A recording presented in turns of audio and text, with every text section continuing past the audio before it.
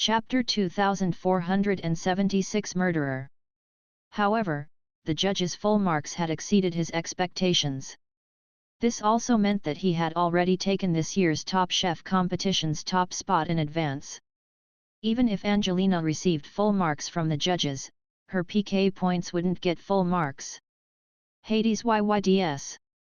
This is the first full mark in the Top Chef competition's history. I feel that I have just witnessed history. Where did the programming division find this monster? Why haven't we heard of him before? As the final score was ascertained, the whole internet went crazy. The bullet chat was refreshing crazily and the topic number Hades full marks number rapidly climbed up the WeTwits trending list's top spot. It caused the Live Studio's popularity to soar to a new height. Johnny thought that it might be difficult to maintain the popularity for the entire season. However, looking at the Live Studio's popularity that was shooting up in a straight line, it might create a peak record for the Live Studio's popularity. The judges began to congratulate him for his full marks before heaping praises unto him again. All those present were wily old foxes. Even though Hades was young and their junior, since Miss Nancy was paying special attention to him, and with the exceptional capability that he displayed, he was definitely going to enter the McCarthy Manor after the competition. In this case, it could be said that he was getting his big break.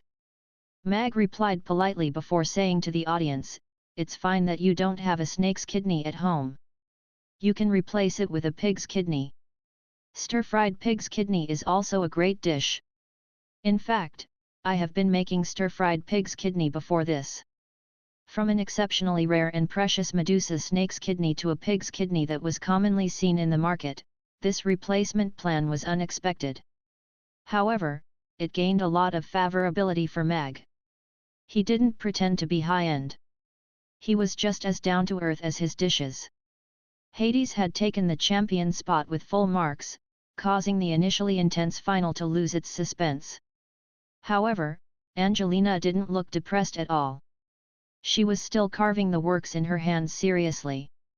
Angelina had always been a strong contender for this year's Top Chef competition's champion. Bumping in Hades, who appeared out of nowhere, even she had to admit defeat. The audience looked at her with a hint of pity. Seems like Angelina plans to carve a picture with 100 beasts. Her creativity is indeed astonishing and she carves very quickly. She's almost half done now.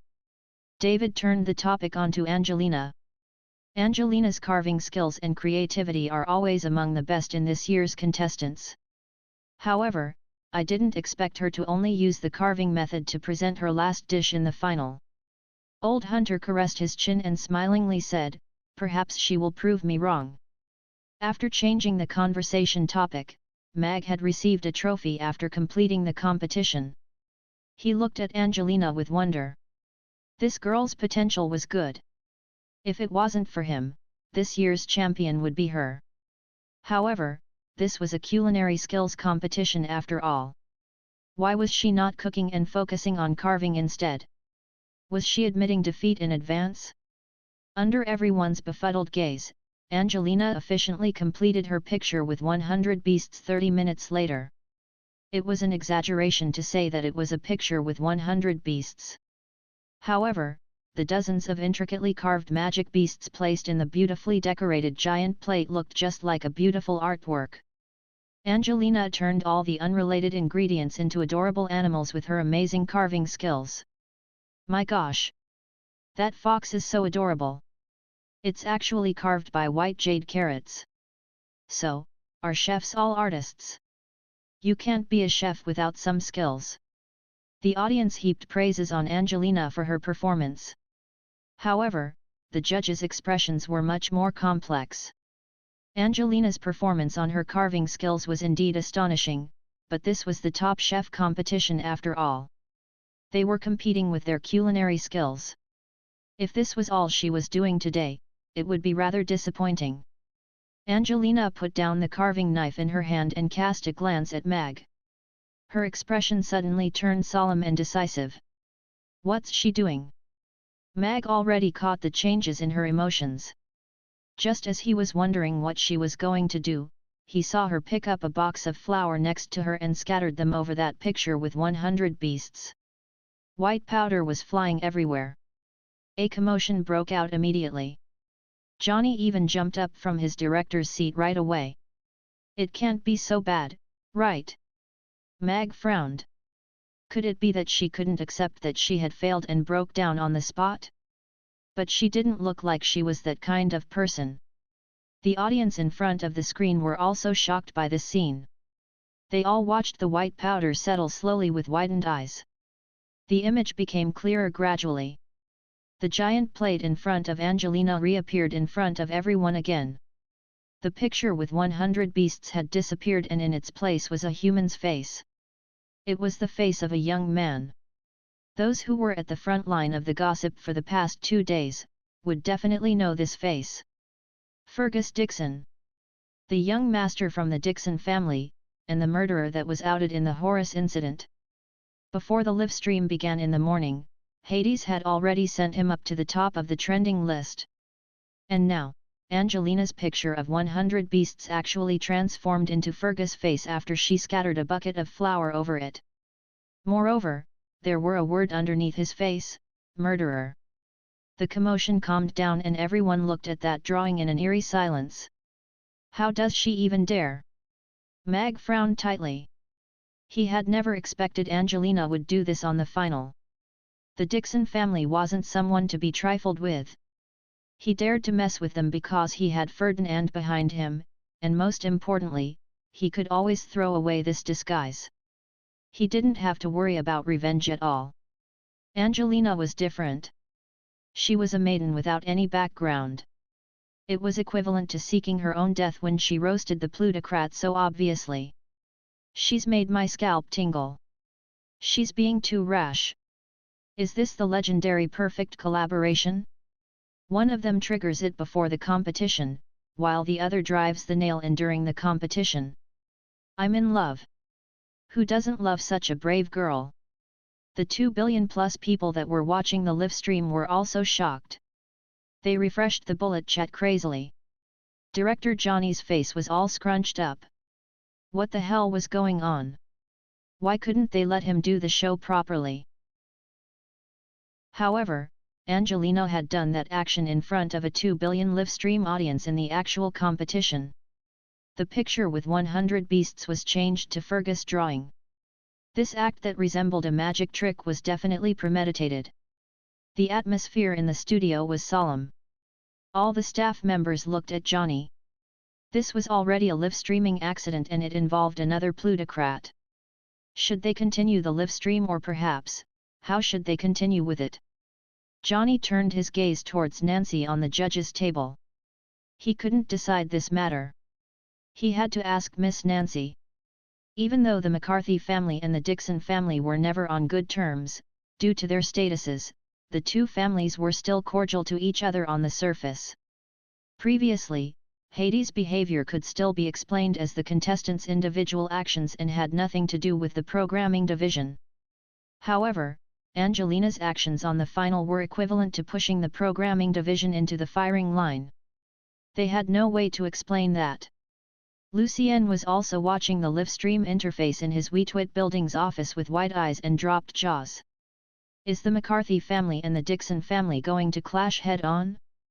They actually did that in the show. The plutocrat families were not all friendly with one another. After tens of thousands of years of development, they had more enmity than friendship. However, as the plutocrats began to conceal their edges, such clashes on the surface were rarely seen. It was now all up to Nancy to decide if it was the contestants' personal action, or the McCarthy family's instruction. Darn it! How dare that B*TCH do that? At the Mela Archipelago's periphery, an imposing castle was erected on a private island. On the second-floor balcony, Fergus, who was sent here to avoid all the attention, smashed his crystal wine glass on the floor and stared at Angelina on the screen with tightly clenched teeth. Could the plutocrats be provoked by just anybody now? However, the heat that was slowly suppressed, was brought back up by these two fellows' consecutive actions again. It was completely out of control now. Third young master, the head of the family asked you to stay out of this matter. The family will take care of it, a middle-aged man came upstairs and calmly said while the robot cleaned up the shards. Colin, if this matter can't be suppressed, what will happen? Fergus asked that man. Don't worry, third young master. There is nothing that the Dixon family can't suppress, the man replied with a faint expression. One other than the people who were enjoying the gossip, the different parties with invested interests were also equally concerned about the direction of public opinion that had suddenly changed. In the course of history, such things had happened before. However, no matter how furious the people's opinion was, the plutocrats remained standing. A bunch of angry ordinary people was nothing. However, this time was different. The extra attention from the military had increased the uncertainty of this matter. Moreover, what role was the McCarthy family playing behind all this? Almost everyone was waiting for Nancy to express her stand. No matter if it was stopping the show, or supporting the contestant, it would be deemed as the McCarthy family's stand. And Nancy was also equally caught unaware by Angelina's sudden actions. Heidi's actions in the morning were still within her understanding, but Angelina's current behavior had indeed puzzled her. Although Angelina's performance in this season's Top Chef competition wasn't bad, she didn't intend to recruit her into the McCarthy manor. Without the McCarthy family's protection, antagonizing and provoking the Dixon family like this was equivalent to kicking against the PR**C case. Nancy looked at the girl with a determined expression and the man with a clear gaze, and suddenly felt like laughing. Perhaps there were many people who were righteous in this world, but the bravest two seemed to be both standing on the Top Chef competition's final stage today. Then, was she, the organizer of this show, going to hide herself? Should that pervert who killed an innocent maiden pay for his crimes? Clap, clap, clap. Nancy got up and clapped as she said to Angelina with appreciation, although this face is revolting, if I have to grade this awesome performance, I will give it the second full marks today. I think this unexpected performance is indeed a scalp-tingling and shocking performance. The studio was quiet for a moment before random claps rang out. Then, it gradually became a loud applause. Angelina bit her lower lips tightly and tried very hard to hold back the tears in her reddened eyes. From the moment she threw the flower, she was prepared to be evicted from the studio. She didn't expect to receive the overwhelming applause. Other than feeling surprised, Mag had guessed that Nancy most probably wouldn't evict Angelina on the show. That would be equivalent to bowing down to the Dixon family, and would completely destroy the Top Chef competition, the hottest variety show online. However, he had never expected Nancy to state her stand so clearly and praise Angelina. Nancy asked Angelina, perhaps, you can share with us why you wanted to create this work. This question was also in everyone's heart. Angelina didn't just share a wee twit. The transformation of the picture with 100 beasts to Fergus drawing with a bucket of flour was the result of meticulous planning and practice. That would have started before this year's Top Chef show. Everyone wanted to know why she did that, including Maggie. Angelina looked at Nancy. She could sense encouragement from Nancy's eyes as she said with a low voice, that girl that was killed by Fergus was my elder sister. She was 3 years older than me and was my only family. He killed her, and my world. The studio was silent once again. Nancy clenched her fists instinctively as she looked at Angelina, who was trembling, with pity. All the judges and staff members present were also shocked. Oh, I see. Mag finally got it. Angelina was that girl's younger sister, so her sudden rapid increase in favorability for him was understandable. That wasn't love. Instead, it was gratefulness. All the people were watching a good show. The plutocrats were calculating and trading. Perhaps in this world, only she truly cared about that girl who was murdered by Fergus and buried under the tree. Only she truly wanted the murderer to pay for his crime with his life. She was still going to do it even if she was attempting the impossible and would perish in the process. Her name is Selena. She had dimples when she smiled. On the day before her 18th birthday, she was invited to Horace's production team with the excuse of portraying a character. Nobody has ever seen her again after that day. 2 days ago, Horace admitted that Fergus has murdered her and buried her under the tree. I want him to pay for his crime. Angelina's voice was low, but exceptionally convicted. Chapter 2478 Number Fergus surrenders. However, Angelina's words let people understand that the maiden who was raped and murdered by Fergus was a live person. She was someone's sister and a maiden who had dimples when she smiled. She was just like the cute maiden next door. People's angry emotions were pushed to the peak. The helplessness and fury of a beautiful thing being destroyed and the sense of insignificance when they faced the plutocrats was infuriating. Damned Fergus! He should face the death penalty. The entire internet is asking the adjudicator to judge Fergus. The so-called justice is simply a joke under the plutocrats' control. She must have been very sad during the past 3 years, but her work has never shown any of it. She didn't give that emotion to her fans. She's really a very gentle person. The audience expressed their anger and pity for Angelina. That tweet was sent by her. Mag was thoughtful. He remembered the tweet that he shared in the morning. There were many coincidences in this world, but he didn't expect all of them to gather here today. He looked at Angelina, who had a convicted gaze. Obviously, this lass knew about the outcome when she outed Fergus. She was determined to go down together with him. Seems like I have to finish something in advance after today's competition is over. Mag lowered his eyes, but he had decided. The show continued on. Nancy's concern let people feel the show's warmth, but this was still the final of the Top Chef competition. Hence, after they cleared the things up, Nancy brought the show back to its original tracks and the judges started to give the score. Perhaps it was some kind of tacit agreement, or it was a kind of silent protest. Angelina received full marks from the judges. Angelina's score, judges' score, 90. Online PK score, 9.8. Total score, 99.8. An equally shocking score appeared on the giant screen. Angelina's shocking performance received an extremely high score. It's almost close to full marks. The MC smilingly said, but, it's a pity that she is ranked in the second place with a minute 0.2 points difference after contestant Hades, who has full marks. Let us congratulate contestant Hades who won this year's Top Chef competition with the first ever full marks in the Top Chef competition's history.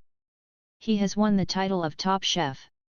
Loud applause broke out instantly with petals flying everywhere.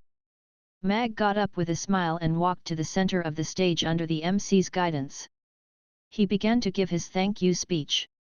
Number Top Chef competition identifies Fergus as murderer. Number Angelina is the Fergus incident's victim's younger sister. Number is Fergus arrested? Number Fergus go to jail? A dozen hot topics scaled the trending list, exploding the public opinions. Their popularity was even higher than in Horace incidents. The public opinion was raging and the angry crowd wished they could go through the internet line and strangle Fergus right on the spot. Boss, the Dixon family is asking. Amos connected to Lucienne and said, feeling put on the spot. Tell them there's nothing we can do on this matter. Lucienne interrupted Amos and warningly said, no matter who comes to ask for help, ignore them. This matter is already beyond us. All right, I'll tell them that, Amos replied. After hanging up, Lucienne looked at the Wheatwit's backstage data with furrowed brows. The edit volume on terms regarding Fergus had already broken through 100 million in 10 minutes. Its search and check data even broke through 2 billion. After being the Wheatwit's CEO for years, this was his first time seeing a situation like this. At first, he thought the Horace incident on Wheatwit had already ended. He didn't expect it to become a TV series with twists and turns. From judging Horace, to Hades pointing out Fergus, to Angelina identifying Fergus at the final and exposing her identity as the victim's younger sister, it was completely an inspiring drama plot of an ordinary girl seeking revenge. This time, the Dixon family had to pay the price for their arrogance. Even with their foundation, facing such an intense public opinion, they had to lower their arrogant heads. This maiden is such a poor thing. Fergus this bast *RD deserves to die. At the penthouse in the Twin Towers, a collie snuggled into the sofa, wiped her tears with a tissue and spoke angrily. "Miss, Third Master asks you to answer the phone." The secretary walked into the room quickly. "Just say that I am sleeping." "I'm not taking it," a collie said in a cold voice. "Yes," the secretary answered and quickly strode away. "You still want me to clear your precious son at this time? Ha, go to jail." A collie pursed her lips and clicked on her bangle to dial a number. "I want to protect one person. The commission is 30,000,000. Head, this matter's influence is too big. Moreover, the McCarthy family is playing a part in it and Wheatwit refused to work with us. We can no longer suppress it. Furthermore, there are signs that the anger is boiling over from the Fergus incident to the entire Dixon family now. There are many suggestions popping up online to boycott the companies under the Dixon family and they are widely being supported. We have to make our decisions quickly and minimize this matter's influence on the Dixon family." A man who looked like a lawyer stood in front of Merlin and said. Merlin had a grave expression. He could barely conceal the anger within his eyes as he said in a low voice, "Send him to the Justice Investigation Bureau and inform the entire Internet. End this matter as soon as possible." "I got it."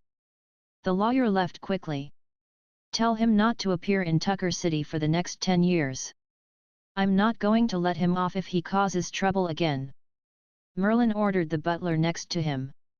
Very soon, the news of the Dixon family sending Fergus to the Justice Investigation Bureau appeared on the Wheatwit's trending list and a video was attached.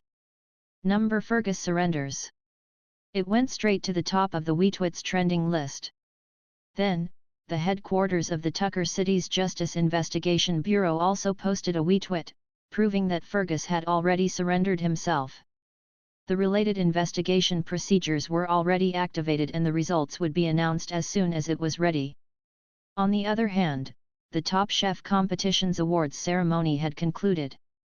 Nancy had given Mag the Top Chef's badge and declared on the spot that Hades would be the McCarthy Manor's special chef. This was the first time that the news of the recruitment of a special chef was announced in the show Live. It was meant as a reward, and also had the meaning to protect Hades. After all, he had offended the Dixon family thoroughly. Nancy's stance had represented the McCarthy family. At least, the Dixon family would be wary and wouldn't harm him. The whole internet begs Nancy to take Angelina in 2. 1. Please protect her. Although Fergus has already gone to jail, I have begun to worry for Angelina's safety now. Chapter 2479 Judging Fergus. This year's Top Chef competition has concluded. The way contestant Hades appeared out of nowhere and won the championship is astonishing. It will definitely leave a deep mark on the Top Chef competition's history. Contestant Angelina's performance is equally memorable. The result of 99.8 will always be in the Top Chef competition's history. We thank all the contestants for their marvelous contribution. The show ended with the MC's polite words and the live stream ended. Johnny got up and bowed to the judges and staff members to show his appreciation. This year's Top Chef competition had started low but ended on a high note. It began to soar from the quarter-final. Be it the level of attention or the topics, they had far exceeded the previous seasons. It had reached a height that he himself could never replicate again. A plutocrat's direct heir was sacrificed, along with a dozen A-listers exposing their own scandals. He had never dared to imagine about such matters before. Congratulations! Angelina walked over to Mag. Even though her eyes were red, her smile was clean and bright. Thank you. Mag nodded with a smile. He felt rather sorry for her. Fergus paying for his crimes was a consolation for her, but Nancy didn't take her in. So, how was she going to handle the Dixon family's revenge later? It's I who should thank you for everything you have done. However, I am very sorry to put you in danger, Angelina said apologetically. I simply followed my heart and did what I should do. You don't have to thank me for that. Mag shook his head slightly and gave her a meaningful look before saying his goodbye and leaving. He didn't want others to think that they had collaborated premeditatedly. This didn't match the truth. Mr. Hades, Angelina called out to Mag. She quickly walked over to stuff something into his hand. It's a pleasure to know you. Perhaps, we will never meet again, but I will always remember you, Angelina said with a serious expression before quickly walking away with a blush. Mag watched her back disappear at the door. He walked out of the recording studio with gently clenched fists before opening his fists to look at the blue droplet-shaped pendant that was lying gently on his hand. It was a very normal crystal pendant, but it was clear and clean, just like her. Now, who is going to protect her? Mag asked Xi, who was behind him. I'll protect her for a while, Xi said coldly. Mag nodded slightly before putting away the pendant and said, that fellow who turned himself in, is a fake, right? A hint of surprise appeared in Xi's eyes. You don't have to be surprised. Scapegoats aren't only a specialty from your underground city. There was a hint of sarcasm in Mag's smile. However, your underground city's bureaucrats are indeed rotten to the core. They still dared to accept the fake as the real one at this time. The important heirs of the plutocrat families will have a shadow raised alongside them since they were young. Be it their looks, habits, or temperaments, they are all extremely similar to the originals. Other than the people very close to them, others will have a hard time trying to differentiate them, Xi explained. I want his current location. What do you want to do? You know very well what I want to do. They stared into each other's eyes in silence for a long time. Finally, Xi shifted her gaze away first. Mag's bangle lit up and a location popped up. It was the Mala archipelago that was 30,000 kilometers away. Lend me your battleship. A flying car with the military's paintwork stopped in front of the Mocha building. Two young officers came out of the car and were led into the Mocha building by the Mocha Group's senior executives. Soon after, the two officers came out of the building with Angelina. Then, the underground city's military secretariat posted a wee tweet, the military's first special chef, Angelina, formally joins the military today. At the Dixon Corporation. This. Mag had just come out from Nancy's office and he was stunned when he saw the wee tweet. The military's reaction was indeed way beyond his expectation. Not only did they recruit Angelina into the military, they even tagged the Dixon family. What was the meaning of this? This was a blatant warning. If anything happened to Angelina, that would be your Dixon family's fault. If someone wanted to protect a person in underground city, then the military could be considered as one of the strongest protectors. Nancy had already confirmed with Mag about the matters of him taking up a job at the McCarthy Manor. She would bring him to the McCarthy Manor for his formal appointment tomorrow. He had half a day of free time today. His mission to enter the McCarthy Manor was already more than half done. After returning to the dormitory, Mag locked all the windows and doors. He evaded all the detection equipment in the building and left the Mocha building. I didn't expect the protection you said to be like this. Sitting in the battleship, Mag looked at Xi with admiration. You should know very well that it wasn't something that I could decide alone, Xi replied without any expression and piloted the battleship out of Tucker City. Mag smiled quietly. He naturally knew that in order to do so to such an extent, that person must have nodded. He naturally wouldn't miss a chance to teach the plutocrats a lesson. That private island is an important base of the Dixon family. It has a defense system on at all times and according to our intel, in order to protect Fergus, there should be one almost extraordinary powerhouse on the island. Are you sure you want to go to the island? Xi got the island's defense map out. If this chap remains unpunished by the law, I will definitely feel very uncomfortable, Mag said with a smile. Xi nodded slightly and got an information sheet out. Buckle, almost extraordinaire. Excels in the saber, very strong. XI started to read the information to Mag. I will support you for this action. From the time you land on the island, you have to leave the island within 5 minutes. It's to prevent the other party's powerhouses from arriving in time. XI turned off the bangle and said to Mag with a serious expression, you should know better than me about the difference between an almost extraordinaire and an extraordinaire. 5 minutes is enough. Mag nodded. I know that you are usually very fast. XI nodded too. Mag frowned. He felt something was rather wrong with these words. 30 minutes later, the sea appeared in their vision. Hundreds of islands were scattered all over the sea. They had reached the Mala archipelago. The battleship hovered in stealth, and XI said to Mag, who was about to jump out of the battleship, I will help you to kill Buckle first. I won't interfere with the rest. No problem. Mag, who had changed into dark clothes, leaped down from the battleship. A black long sword appeared underneath his feet and he rode on it towards that island over 20 kilometers away. At the same time, he turned on the camera, and started the live stream on WeTwit.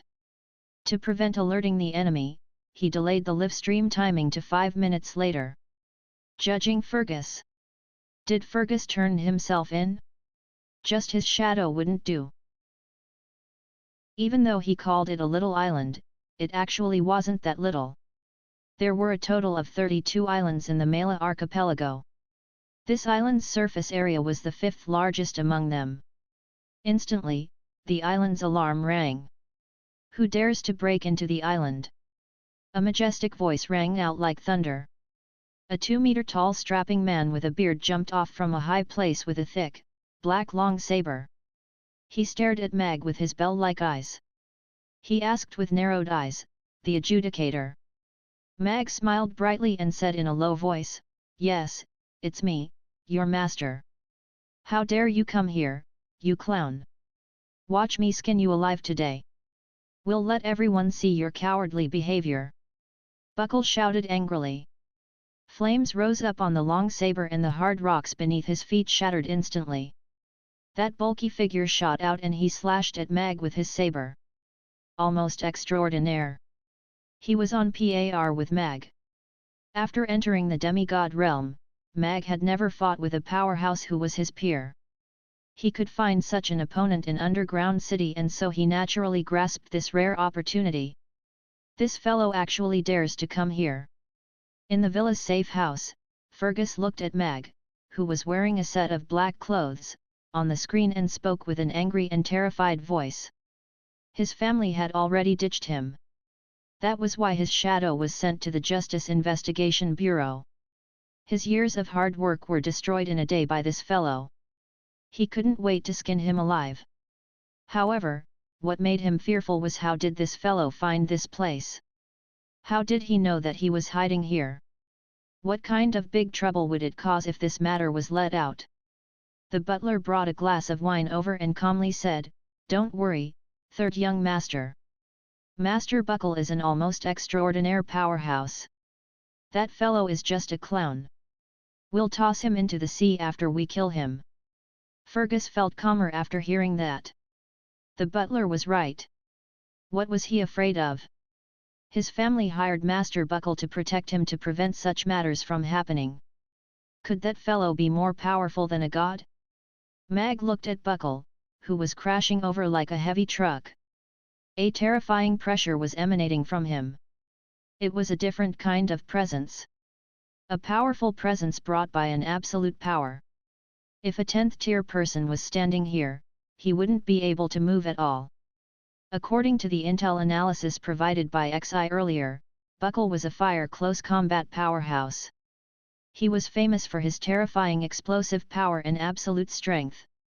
He was outstanding in close combat within his tier. What a coincidence! I am great at close combat too.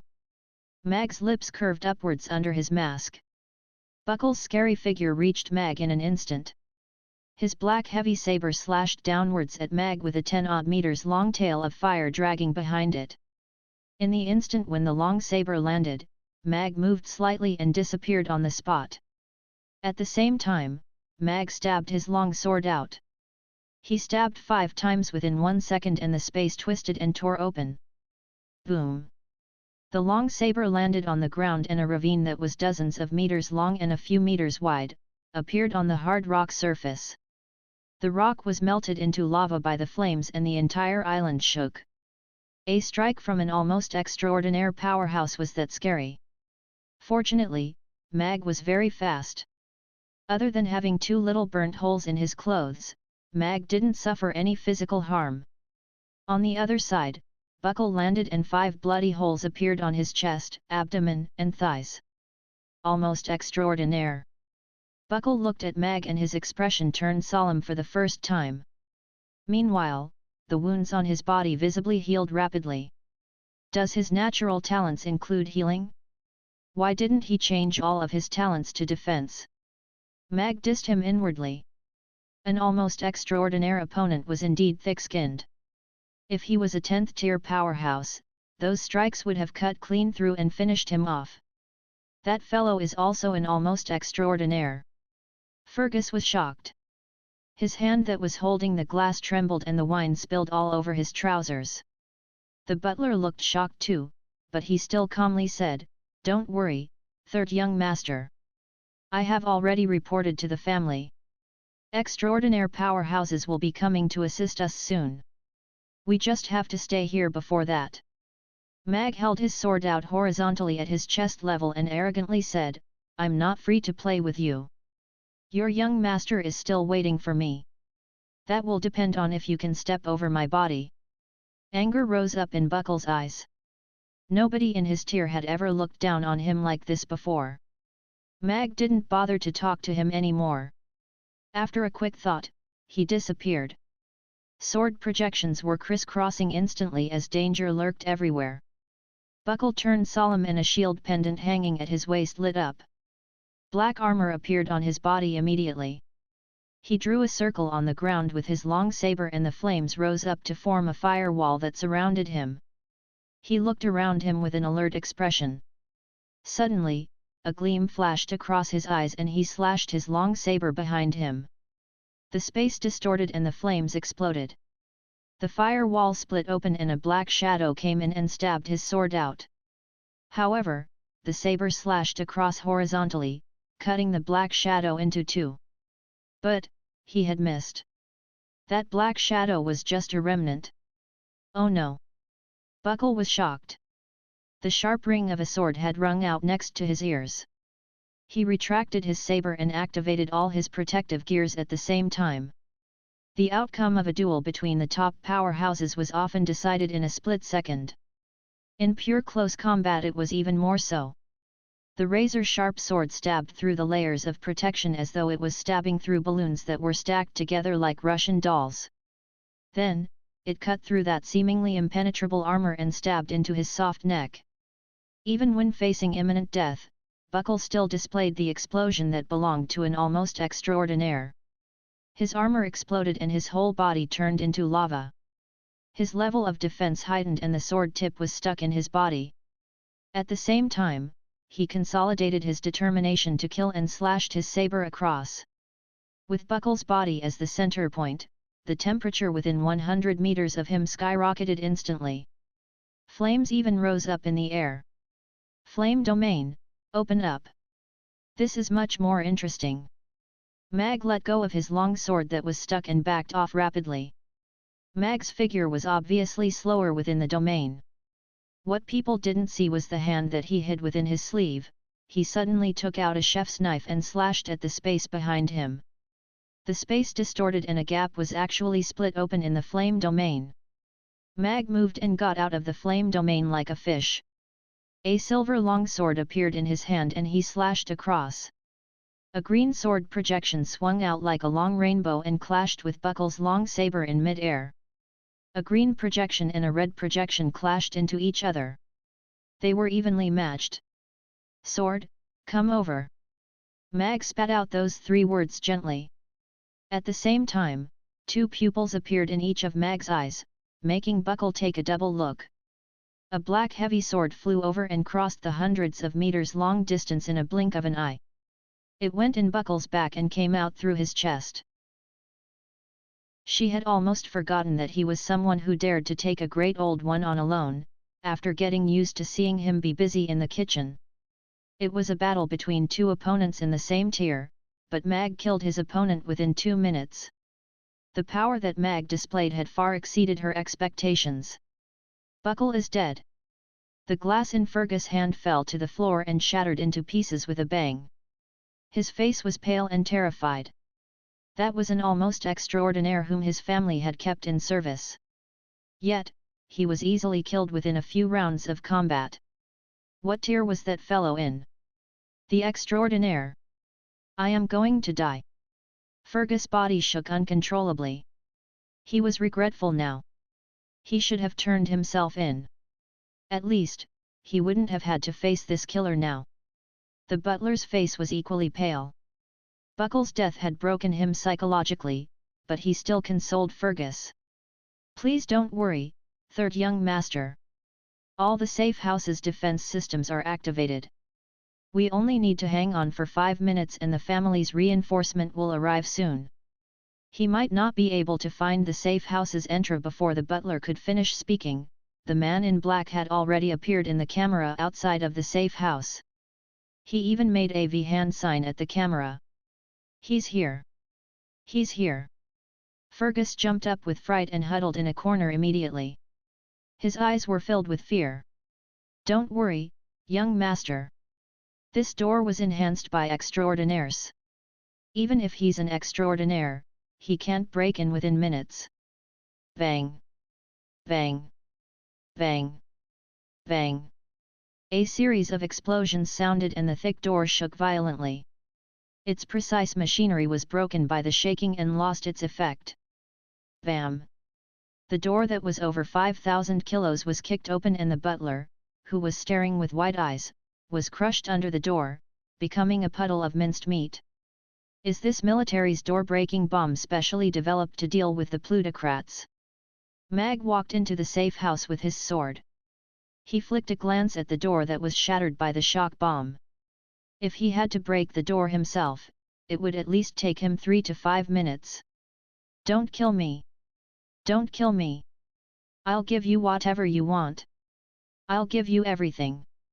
Don't kill me, please. Fergus was already scared silly.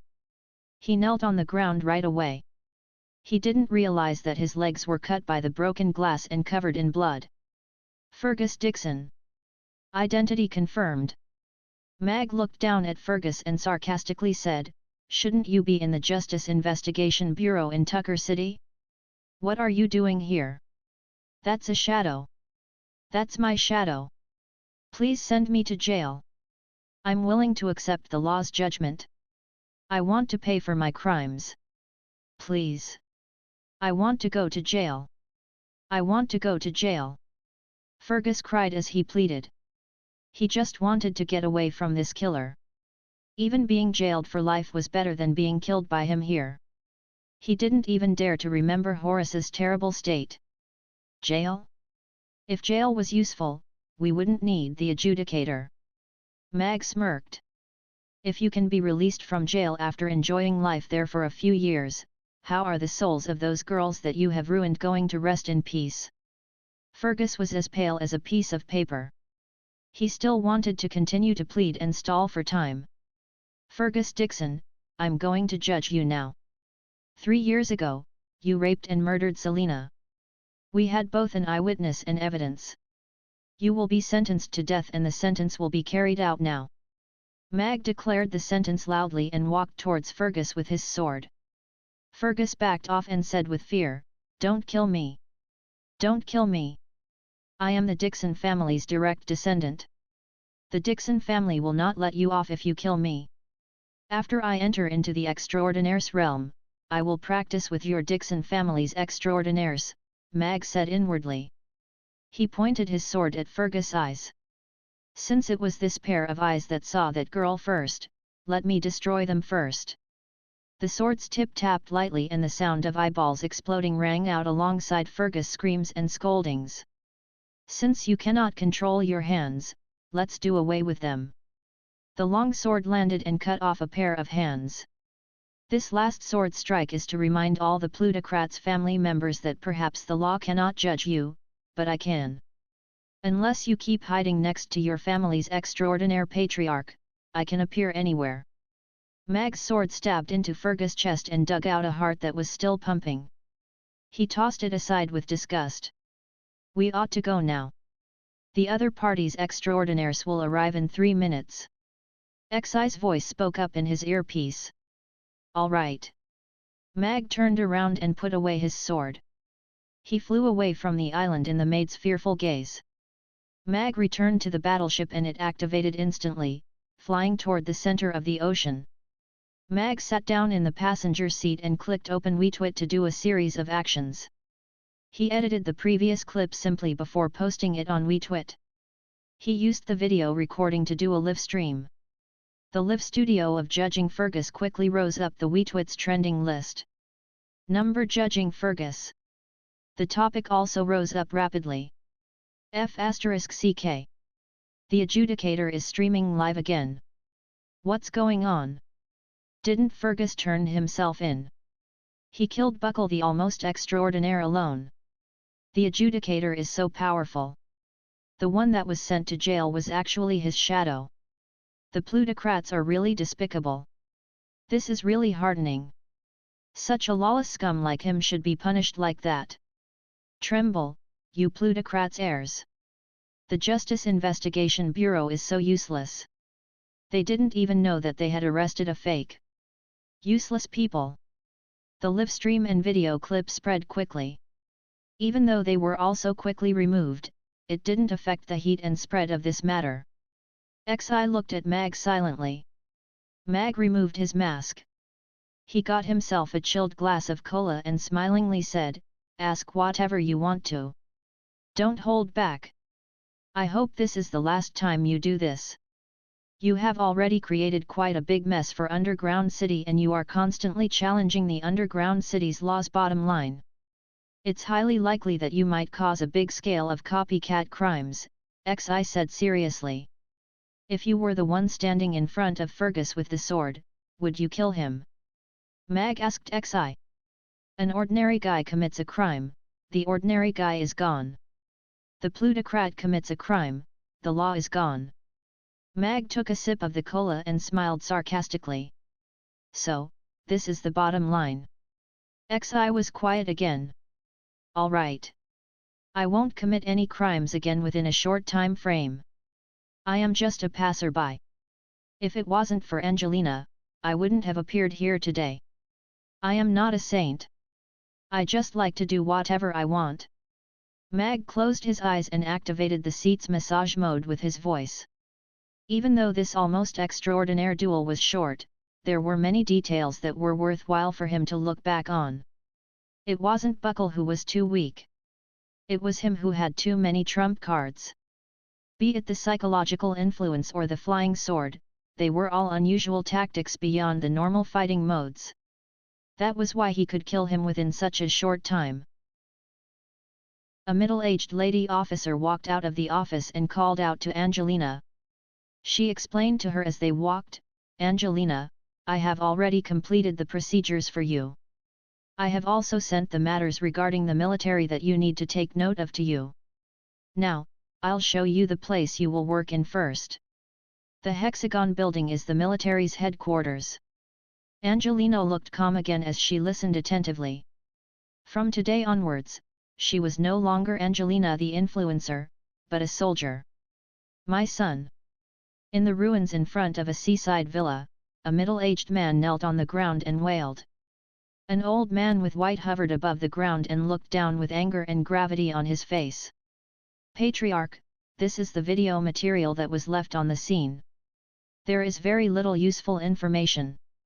They were all destroyed." Someone carried a holographic projector over and said as he played the images, according to the staff members present, "That man is very powerful and his tactics are rather weird. He killed Buckle within 2 to 3 minutes. We wonder if he is an extraordinaire powerhouse." "He's not an extraordinaire." The old man shook his head. "If he was an extraordinaire, he wouldn't have taken 2 minutes to kill Buckle. He's an almost extraordinaire, but his power is indeed good. The middle-aged man kneeling on the floor, turned around and cried out to the old man hovering in the air, "Patriarch, you have to avenge Fergus. That man is challenging our Dixon family. He's insulting us." The old man looked at him coldly. The middle-aged man seemed to have fallen into ice water and he stopped making any sounds. "You raised such a wastrel and you still want the family to avenge him?" The old man said in a cold tone, with a cold expression, "If you can't settle the influence of this matter on the family within 1 month, you will be exiled." He's actually dead. At the penthouse of the Twin Towers, Akali watched the image of Fergus getting his eyes and heart dug out and she felt the sliced beef and sour soup in her hands no longer smelled nice. Instead, it seemed to be rather nauseating. She turned off the video clip and reached into the trash can that her secretary quickly passed to her before the nauseating sensation went away. "All of you, go out now." Akali waved all the maids and the secretary out of the room. Only she was left alone in the empty room. Fergus was dead, but she was feeling weird. Speaking of that, she should be feeling happy. She had cursed that fellow and wished him dead many times. However, when she saw how he died after his eyes and heart were dug out, she felt extremely uncomfortable physically and psychologically. He indeed deserved to die. That chap did so many bad things that he needed to die 10 times to pay for them. This is a good deed. He got rid of evil for the people. And now I won't have to see that disgusting fellow at the family gathering again. Isn't that great? Akali thought, and she felt better again. However, when Hades at Horus, Horus was dead, when he at Fergus, Fergus was also dead. Is that guy the god of death? Akali propped her chin on her hand. Speaking of this, she wanted to hijack Hades from Nancy initially, but the Fergus matter was too big and she was the Dixon family's daughter after all.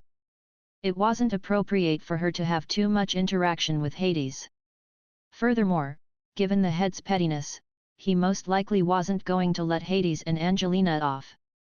She heard that Angelina was already taken away by the military. Merlin wouldn't go and antagonize the military. Now, she only hoped that Nancy would place more importance on Hades.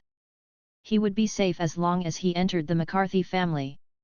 I really feel indignant to give up such a great man to Nancy. Akali swiped through WeTwit in frustration. She clicked into Hades' interface to check it out before quickly exiting again and sighing. Mag returned to the Mocha building and didn't venture out again. He locked his room's door and sat at his study desk. There was a common history book on the desk. He looked like he was reading. However, he was, in fact, digesting all the intels that the system had gathered in his head, including all the classified and top-secret intel that the system had gotten after it hacked into all the big families. Tomorrow, he would follow Nancy and formally join the McCarthy Manor. The first step of this mission was considered completed. However, this mission was to find the traces of Congressman Tam in the McCarthy family and to ascertain his condition.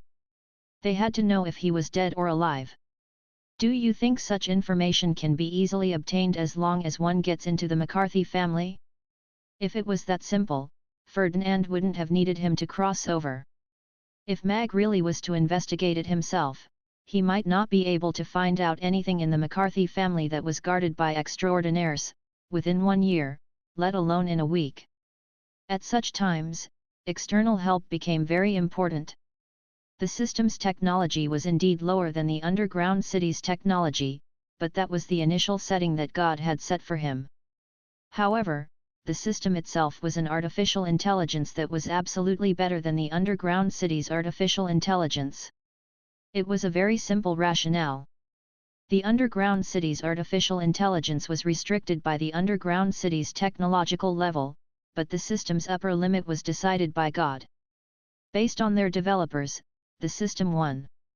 Hence, after the system entered the underground city's internet through MAG, it began to raid the underground city's civilization and complete its self-evolution. Meanwhile, during that process, the system successfully hacked into the underground city's government, military and all the plutocrats' intranets and obtained a great deal of classified documents. The system organized the whole ton of information, and when it was finally presented in Mag's mind, it was just a 32G file. That's all. Mag frowned. How long would it take him to finish reading that? No worries. This system will input them into you. That file became countless dots of light as soon as it finished talking. Mag felt that he was being filled to the brim instantaneously. The amount of information was much greater than the usual recipes. 3 hours later, Mag got up, poured himself a glass of water and drank it before heaving in a deep breath. The system's method of inputting was rather good.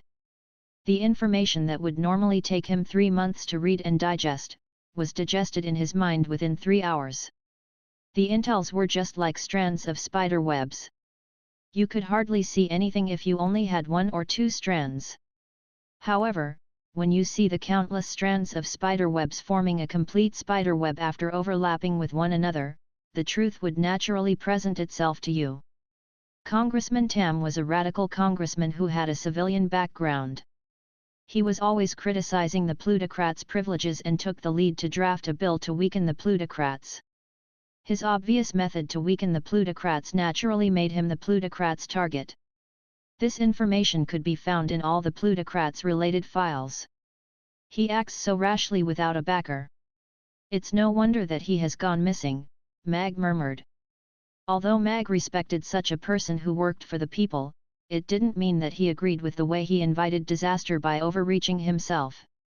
And, from that interweaving net of information, Mag had already found some clear clues. The McCarthy family had indeed participated in the kidnapping of Congressman Tam, but they were not the only participants. Judging from all the clues from the plutocrats, all the evidence pointed towards a mysterious organization, the Immortals. The plutocrats weren't the controller behind the Immortals. Instead, the plutocrats were supporting the Immortals. The Immortals seemed to have something that made the plutocrats fearful. Perhaps, it was something that could make the plutocrats bow to them willingly. All the clues showed that something like that existed, but none of them could point it out accurately. It was a taboo-like existence. Of course, the plutocrats were no pushovers, either. The relationship between the two parties was more like partners. The disappearance of Congressman Tam was related to the Immortals, and the McCarthy family was the executor. Mag was sure that Congressman Tam wasn't brought to the McCarthy manor. Based on a secret message within the McCarthy family, Congressman Tam was already passed to the Immortals on the day of the kidnapping. Isn't this ridiculous? What's the use of me going into the McCarthy manor then? Mag pursed his lips. He tried so hard to win the Top Chef competition in order to get into the McCarthy manor. In the end, the congressman wasn't even there. Mag paced around in his room as he pondered. A while later, his eyes lit up. It's Ferdinand's intel that was wrong. I just have to get that secret message and give it to Ferdinand, and my mission will be naturally completed, Mag thought. That secret message was sent by Gardner, the McCarthy family's third master, to the head of the family, Theodore. Gardner was the CEO of the DeMarca Group under the McCarthy family and the person in charge of the McCarthy family's Department of External Affairs. He orchestrated Congressman Tam's kidnapping. Mag had already received that encrypted message, but it would be difficult to explain how he got it if he passed it to Ferdinand right away. How should he say it? He couldn't say that he was a genius and he became a super hacker by self-study and hacked into the McCarthy family's intranet just after coming to Underground City for a few days, right? He got the message so easily when the military couldn't even get it with their powerful intel network? Mag had a clear understanding of Ferdinand. He must be very sure that he could control everything about Mag since he dared to let him enter Underground City and promised to let him go read the sacred steel. As soon as he behaved abnormally and exceeded Ferdinand's expectations, this working relationship would probably crumble. It seemed like he still had to make a trip to McCarthy Manor. It was time to display his real acting skills. The judging Fergus incident caused a huge hoo-ha in Underground City. It was gratifying to see an evil-doing plutocrat's young master whom the law couldn't punish get judged and sentenced. At the same time, almost all the plutocrats' young masters had disappeared together. Those nightclubs' princes and princesses and the organizers of the top parties, had all disappeared instantly. Even those youngsters, who behaved atrociously publicly because of their family's power, tamed down a lot. Even Fergus, a plutocrat's direct heir, was judged and sentenced under the protection of an almost extraordinaire. What were they? Ferdinand looked at the file that was sent to him by his secretary and a smile appeared on his aloof face. That fellow corrected the plutocrat's long-standing obnoxious bad habits by just killing 2 people. The bullies are indeed afraid of those who are not afraid of death. He admired this young man's power and brains greatly. Nobody was his match among the underground city's younger generations. It was a pity that he came from the Norland continent. Early the next morning, Mag received the message sent by Nancy's assistant. After packing his personal effects, he followed the assistant to the rooftop via the VIP's elevator. A small fighter jet was parked on the spacious rooftop. Mag was rather surprised. Wasn't the McCarthy Manor within Tucker City? It was just dozens of kilometers away and it would only take 10 odd minutes or so to travel by the flying car. Wasn't taking the fighter jet a little over the top? It has been arranged by Miss Nancy. You just need to board the plane, the assistant said with a sweet smile. Mag nodded and quickly boarded the fighter jet. Nancy was already in the fighter jet and she smiled at Mag. Have a seat. We'll be taking off soon. It was obvious that she was in a good mood today. She was wearing a dress with daisy prints. Compared to her demure dressing for the past few days, she looked much more refreshing now. Mag sat across from her. Fergus is dead. You should know that, right? Nancy said as she stared at Mag with her beautiful eyes. Yes. I saw it yesterday. He had it coming. Mag nodded. It was obvious that Nancy cared about him. She most likely used a fighter jet to fetch him to prevent the Dixon family from making a move on him. Angelina should be very gratified now. After all, her sister's murderer has finally paid for his crime. Nancy lamented. Her sister couldn't return even though he has died, Mag said in a low voice. Nancy pursed her lips silently for 3 seconds before she changed the topic. When we get to the manor later, someone from the chef department will receive you. They will make the arrangements for your living arrangements and work. I have already told them. You are the special chef, so you will only be in charge of the banquets and the core family members' meals. I got it. Mag nodded. From today onwards, he was an employee. After we get back, you have to be careful of Norma. That girl is petty. You used her Medusa snake's kidney to make a dish, so she's definitely going to make things difficult for you. Nancy reminded him again. But, you don't have to be too worried. Tell me if she bullies you. I'll get her to control herself. Mag nodded, but his thoughts began to spin. Wasn't Norma McCarthy the precious daughter of Gardner, Nancy's third uncle? She was bossy and pampered, and didn't seem to get along with Nancy. He was brought into the McCarthy family by Nancy, so he would be labeled as Nancy's loyal dog. Furthermore, he killed her pet for its kidney. It was only natural for her to make trouble for him. The situation wasn't too good, but Mag already had a rough plan in his heart. He wasn't going to marry into the family. He was going to escape after he completed his mission. Was there a need for him to handle the situation carefully? The fighter jet took off and hovered above a field a few minutes later. Mag followed Nancy out of the fighter jet. He looked at the spacious field and clusters of luxurious villas. It seemed to be 2 different worlds from those skyscrapers that were hundreds of stories tall. In the center of Tucker City, where land was as precious as gold, only the top 10 plutocrats could be this luxurious and pompous. Welcome home, second young mistress. A middle-aged man who was dressed like a butler, bowed and greeted Nancy, along with 10 or so other servants and maids. After saying a few words to that butler, Nancy left. The butler only walked towards Mag after he saw that Nancy had gone far away. The butler brought Mag to a small path at the side and said as they walked, "Mr. Hades, I am Miss Nancy's personal butler, Boss Saint. Please follow me. I'll bring you to familiarize yourself with the manor and some things that you need to take note of after you settle into your position." He could also sense 3 terrifying presences deep within the compound, which was also the heart of the compound. 3 extraordinaire powerhouses were guarding the compound, and they were not all the extraordinaire powerhouses within the McCarthy Manor. Such a heritage was indeed shocking. The employee admission procedure for a big family was rather complicated. Mag still went through layers of checks before getting his own employment pass, even though he was someone personally brought in by Nancy. Even after he got his employment pass, as a chef, he could only move in certain zones in the compound. Other than a name and a salary that looked slightly better, this so-called special chef was no different from a maid in the plutocrat's eyes. Congratulations for becoming a part of the McCarthy Manor. This will be the most honorable day in your life. Boss Saint looked at Mag, who had just received his employment pass, with gratification. Do they have to brainwash me even when I am just working here? Mag complained in his heart.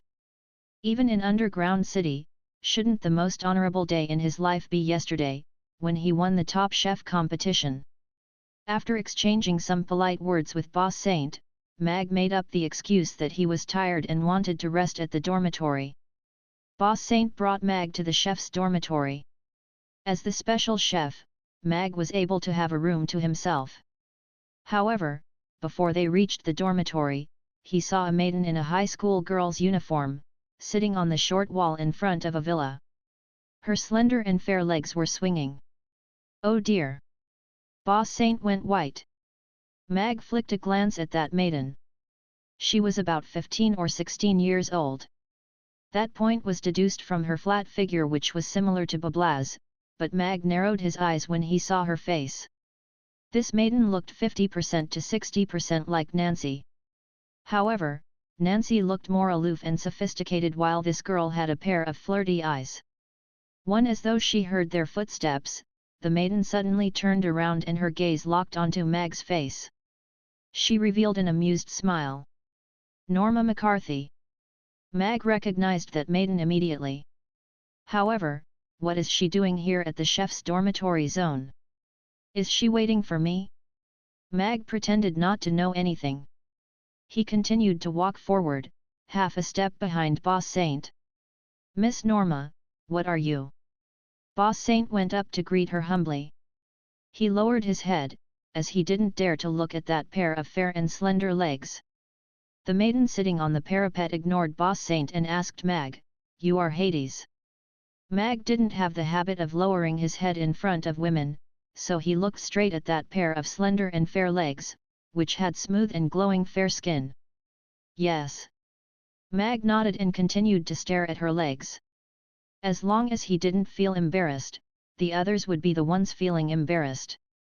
Norma, who was used to the servants lowering their heads in front of her, didn't expect this chap to stare at her.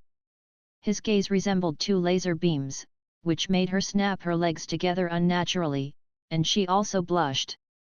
However, this fellow was even more handsome in real life than on the screen, with his high nose and exquisite features, especially that pair of brown eyes.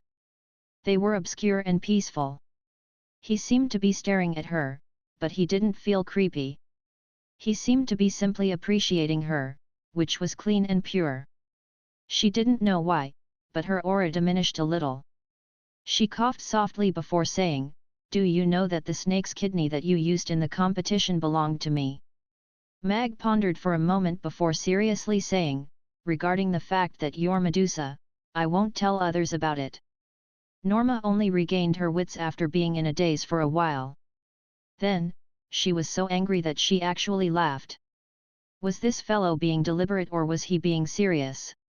"Miss Norma, Mr. Hades is the special chef brought back by Miss Nancy. I'm about to bring him to his dormitory to rest." "Do you?" Boss Saint tried to make excuses for Mag.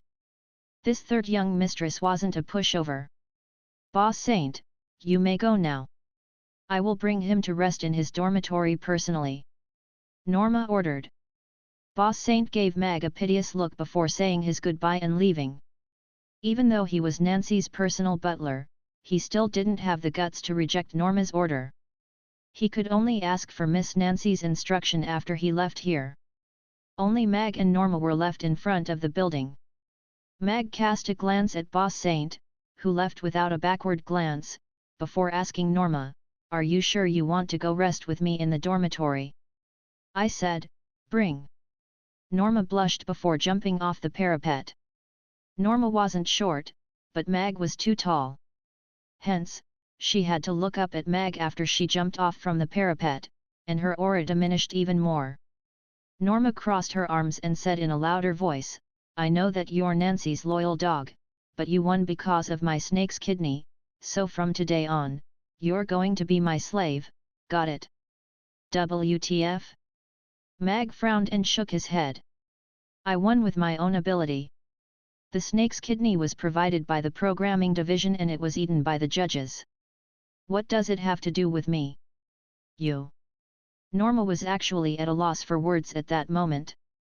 "If there's nothing else, I'll go to my dormitory to rest first." Mag turned to the side and walked past Norma.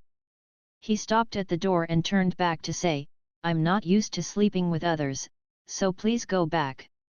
After saying that, he walked into the villa under Norma's wide-eyed gaze. Did this fellow reject sleeping with me? There is actually someone like that in this world." Norma opened her mouth slightly and she only regained her wits after some time. "Wait a sec. When did I ever say I'm going to sleep with him?" Norma placed her hands on her waist and angrily shouted, "Bast *RD. Stop right there." Mag had already reached his dormitory on the second floor with a smile on his face. Rich young mistresses like Nancy and Norma had plenty of bootlickers of different breeds around them. For an aloof and proper woman like Nancy, you would naturally gain her attention as long as you let her see your unique abilities. Meanwhile, you couldn't indulge a spoiled girl like Norma. But the more you go against her will, the more she wants to get back her superiority and confidence from you. Mag had already decided to use Norma as the entry point, so he naturally had to give her a memorable first meeting. The dormitory wasn't big, but the single room wasn't small either. It was a 50-square-meter suite for one, that was complete with a bedroom, a shower, a small living room, an entertainment area. Moreover, it even came with a fully equipped kitchen with a full set of kitchenware. He could do simple cooking here. This was one of the special chef's benefits. The normal servants usually shared a dormitory. The doorbell rang before he even sat down. "She's so impatient." Mag unbuttoned his shirt before opening the door. Norma, who was clenching her fists and knocking on the door furiously, knocked on Mag's chest twice. She knocked on his firm chest since his shirt was opened. There were even two soft thuds when her fists touched his chest. The ambience at the door became a little weird instantly. Norma retracted her hand as though she was electrocuted. She quickly covered her face, but her eyes were revealed in the gaps of her fingers. She said in a panic, "Why are you not wearing clothes?" "I'm about to take a shower, but I heard the bell."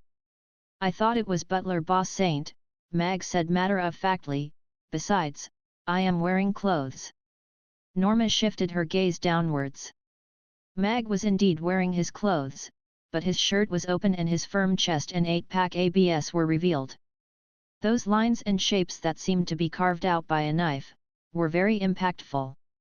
Different from those cheesy young men who just wanted to have bulky muscles, Hades' muscles weren't that over the top. They were restrained and yet seemed full of power. He looked slim with clothes on, but muscular when he took his clothes off. Therefore, Norma didn't expect that Mag, who looked a little weak, actually had such outstanding muscles. However, on second thoughts, there seemed to be some clues about that on the show. How could a man, who had swung two metal rods that weighed tens of kilograms over 20,000 times, be a stick man? Mag buttoned up his shirt as he asked, "Have you seen enough?"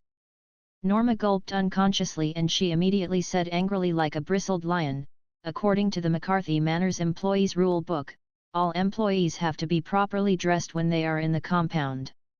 You broke the rules on your very first day. The dormitory is the employee's personal space and it isn't in the range of having to dress properly. This is specified in the Employees Rule Book. Are you always dressed in your uniform in your bedroom?" Mag said with a smile. He wasn't afraid at all. "Who decided that?" I will change the Employees Rule Book right now." Norma wasn't very confident. Of course, she wasn't going to see what was written in the Employees Rule Book. She only knew about that one rule vaguely and she just wanted to scare Hades on his first day. "Do as you please. I'm going to shower. Please go back." Mag still looked distant and cold as he prepared to close the door. Norma felt humiliated. No man had ever rejected her again and again like him. Moreover, he was just an employee and a chef. "I'm hungry." "Aren't you the special chef? I want you to make lunch for me," Norma ordered. "My contract will officially start tomorrow, and I'm not obligated to provide any service for you today." Mag shook his head slightly. Before Norma exploded, he added and said, "But, I'll be preparing lunch for myself later and I can make one for you as well." "As well?" Norma frowned. She had never been treated so perfunctorily by a servant before. This feeling was so special. "Humph, then I'll wait for you in the dining room." Norma turned around, preparing to walk away. "I'm not going to cook in the main kitchen. I'm going to make something simple in the dormitory. Come in if you want to eat." Mag turned around and walked into the room. "Eat in the dormitory?" Norma was shocked. However, looking at the open door, she hesitated for a moment before she clenched her teeth and decided to go in. What's there to be frightened of? This is the McCarthy Manor. Does that fellow dare to do anything to her? This was the first time that Norma had entered an employee's dormitory. Her first impression was that it was cramped. All the spaces that should be separated, were all crammed together in a small room. The sofa could only sit one and only one person could stand in the kitchen too. It was indeed too small. Mag cooked the rice in the rice cooker first before going to the bathroom with his clothes as he familiarly said, "Take a seat first. I will have a shower before I start cooking." Norma stared at the gradually closing bathroom's door with her mouth wide open. This fellow actually left her here alone and went to take a shower. Through the bathroom's blurred glass door, the sounds of running water could be heard. The weird ambience made Norma blush and she felt restless and unsettled. Waiting for a man to cook for her after he showered. This was the first time that she was doing something like this. Suddenly, she regretted it. She shouldn't have come in. She seemed to have fallen into his trap. However, she didn't want to leave now. Didn't it show that she was afraid if she simply left now? A blurred figure could be seen through the blurred glass door. Norma was reminded of the scene that she saw at the door earlier and she couldn't help but start to imagine how the water began to flow down his firm chest and abs, and then go lower. Crack! The bathroom's door opened and Mag, who had changed into a new shirt, walked out with a towel around his neck. He was drying his wet hair when he saw the blushing Norma. There was a faint fragrance of shower cream in the air and the ambience was a little seductive. Norma, who was facing the bathroom's door, got shocked and she quickly shifted her gaze away as she explained, I am not looking.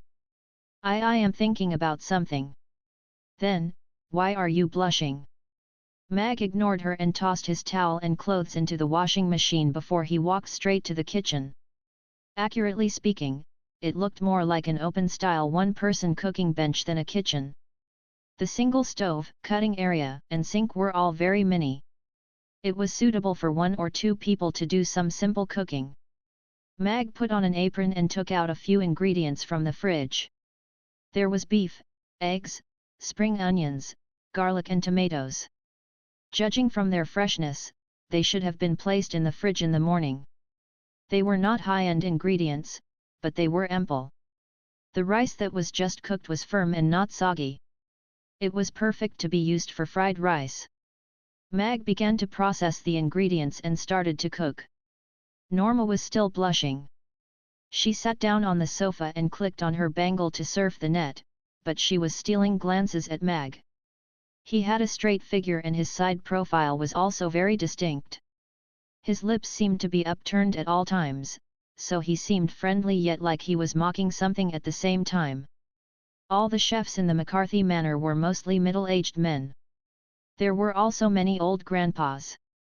Chefs who could be chosen were all experienced chefs. There were no young and handsome chefs like Maghumph. I don't care what he is going to make, I am not going to take a single bite. I want him to know about the treachery of this world. Norma thought, and she had already begun to think about what to say. He cut the beef into dices and fried it with the spices in the wok. The beef was removed before the rice and eggs were fried and combined slowly. Then, the beef was added in again to stir fry. Finally, a handful of chopped green onions was scattered all over, stir-fried for a short while before it was plated.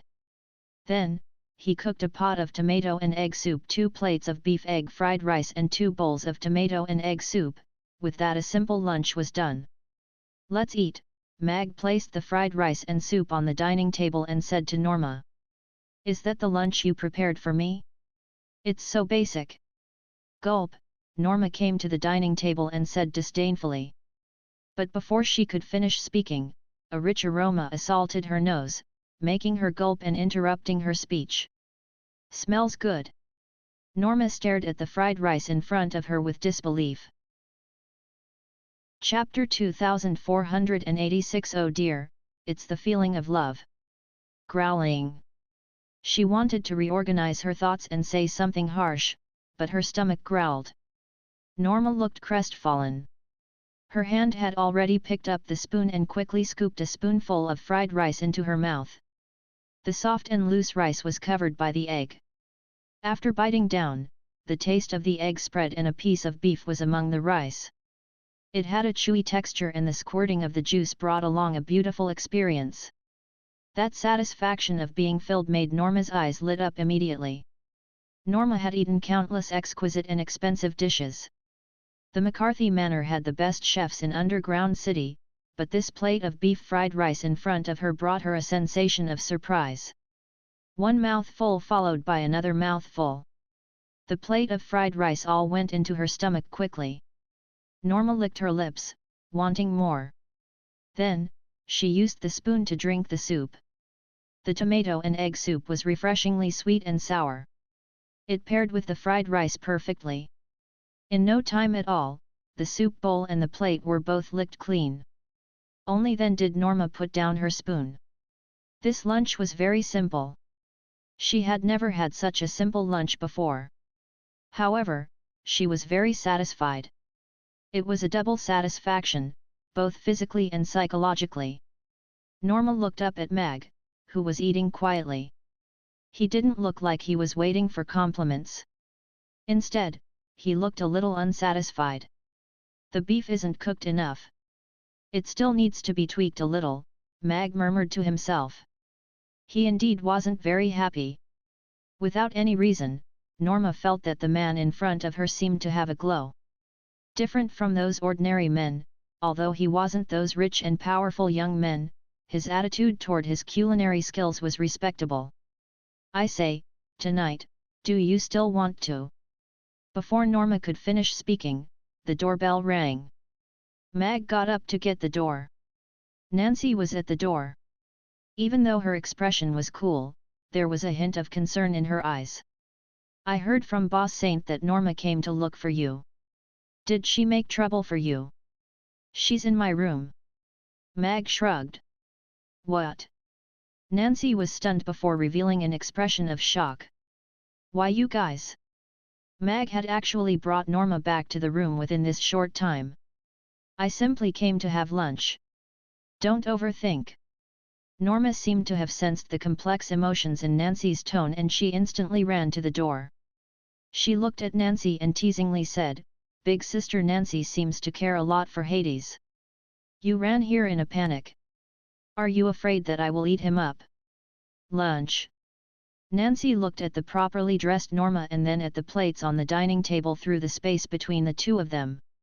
It seemed like they indeed had lunch together, and it was cooked by Mag. That's all for today. I'll go back first. Don't forget about our promise. Norma winked at Mag before squeezing past Nancy with a smile. She whistled and skipped away. Mag finally got it. That girl wasn't actually hostile to him. She simply wanted to one-up Nancy. Do you want to come in? Mag asked Nancy. After thinking briefly, Nancy nodded and followed Mag into the room. If Norma could go in, why couldn't she? This was also her first time entering the employees' dormitory. To avoid arousing suspicion, she always kept a distance from employees of the opposite sex, including Boss Saint. Mag cleared the tables and then poured a glass of water for Nancy. He asked, "Have you had lunch yet?" "No." "Shall I make you something simple?" Nancy wanted to reject him at first as there was a family gathering later. However, looking at Norma's clean plate, she couldn't help but wonder what they ate earlier. So, she nodded. Mag made another beef fried rice for Nancy. After summing up his previous experience, his control of the heat while cooking the beef had improved too. Nancy sat on the sofa and watched Mag cook. This feeling was rather special. In a small room, a man in home clothes and an apron was cooking for her. It looked just like those families in the movies. In her world, this scene had never appeared before. She had also never imagined that there would be a man who would cook lunch for her in their home, in her future. At this moment, she felt rather blissful. Then, she couldn't help laughing at her own weird thoughts. However, looking at Mag's serious side profile, she was a little out of sorts. Mag placed the fried rice in front of Nancy and smilingly said, "Beef fried rice." There weren't many ingredients in the fridge, but their quality was not bad. "Thank you." Nancy nodded slightly. She concealed the unusual gleam in her eyes, picked up her spoon and finished the entire helping of beef fried rice gracefully. No wonder the usually picky Norma would eat in Mag's tiny room. This beef fried rice was simply too delicious. The heat control of the stir-fried beef was perfect. The beef was tender and not too chewy. The tender texture had an extremely high requirement for the control of heat. After eating the fried rice, Nancy got up, bade farewell and left. Before she left, she even reminded Mag to beware of Norma. Mag acknowledged her warning with a smile, but he agreed to Norma's friend request after closing the door. Looking at that maiden's profile picture, who sent him a series of stickers. Mag smiled. Obviously, the fish had bitten onto the bait. Mag took a screenshot of his chat with Norma and forwarded it to XI. He reported simply that he had successfully connected with Norma for intel. It's only been half a day and he has gotten in touch with Norma. Is that fellow really that charming? XI looked at the pictures sent by Mag and thought hard. However, for this mission, it was indeed not a bad development. Norma was Gardner's daughter and Gardner was one of the McCarthy family's core members. He was in charge of external affairs and was very likely to be connected to Congressman Tam's disappearance. If Mag decided to use Norma as the breakthrough point, it was indeed a good choice. What do you intend to do next? XI replied to his message. If your intel is correct, Norma is indeed very indulged by Gardner. I'll try to get information related to Congressman Tam from her. Be careful, XI replied before turning off the chat interface. Mag stood at the dormitory's window as he sized up the McCarthy compound. From the window's angle, he could only see a small area, which didn't include the McCarthy family members' living quarters and the areas that they moved about in. He already had most of the intel needed for this mission. What he needed was a reasonable occasion for him to obtain this intel and then he could leave. There were 3 extraordinaires guarding the McCarthy manor. There was no reason for him to risk his life for a novice assignment. Mag took a nap in the afternoon. Then, he went down to the public zone downstairs to briefly interact with the head chef and took a look at the back kitchen. From tomorrow onwards, he would formally join the back kitchen of this huge compound and undertake part of the cooking duties. After coming out from the back kitchen, whose standard far exceeded a 5-star hotel's kitchen, Mag received Norma's message, "I want you to cook dinner for me. Come to my villa now. Shall I cook noodles?" Mag replied. "I don't want to eat noodles. I want grilled mutton ribs, charcoal grilled mutton ribs." Norma sent a voice message immediately. It was Norma's loss that she didn't get to eat his shaved noodles. Mag sent her another message, "Employees are not allowed to enter the core zone, I can't go over. I've already got someone to fetch you." A driverless car stopped next to Mag when he just saw the message. The car's door opened automatically and an electrical sound came from the car, "Hades. Identity verified. Please come on board and proceed to Miss Norma's living quarters." Mag wasn't in a hurry to get in. Instead, he sent Norma a message, "If someone finds out about this, will I be breaking the rules? It's your job to cook for your employer and you'll be my personal chef from now on. As long as you do a good job, I'll give you a pay raise." Mag got into the car. He didn't reply to Norma's message. If the chef's dormitory was a luxurious abode for the normal employees, then Norma's villa that was over 1,000 square meters should be called a pink castle. The young maiden's love for the color pink seemed to be hard to change even when technology had advanced to this level. Of course, this pink was rather sophisticated. The glass facade was crystal pink, which looked just like a pink diamond. It was gentle yet glaring. Moreover, the other colors matched and complemented one another beautifully. They didn't let pink take over the entire castle. It was girly yet able to withstand careful appreciation. Needless to say, this had to be designed by some top designer. Mag came down from the driverless car and was led into the villa by a sweet-looking little maid. Mag saw the maid's tender pink ears, so she was obviously an orc. "You don't seem to be happy that I asked you to come over." On a raised platform in the hall, was a big chair. Norma was sitting on it with her legs crossed and looking down on Mag. Mag felt like laughing when he saw Norma sitting on that throne like a queen. Normal people wouldn't be able to do that without any grandiose delusions. "How is cooking for you a reward?" Mag asked instead. "That's for sure.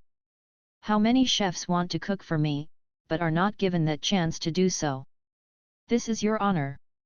Norma tilted her chin slightly. "What a coincidence. There are plenty of people who want to cook the food I cook too.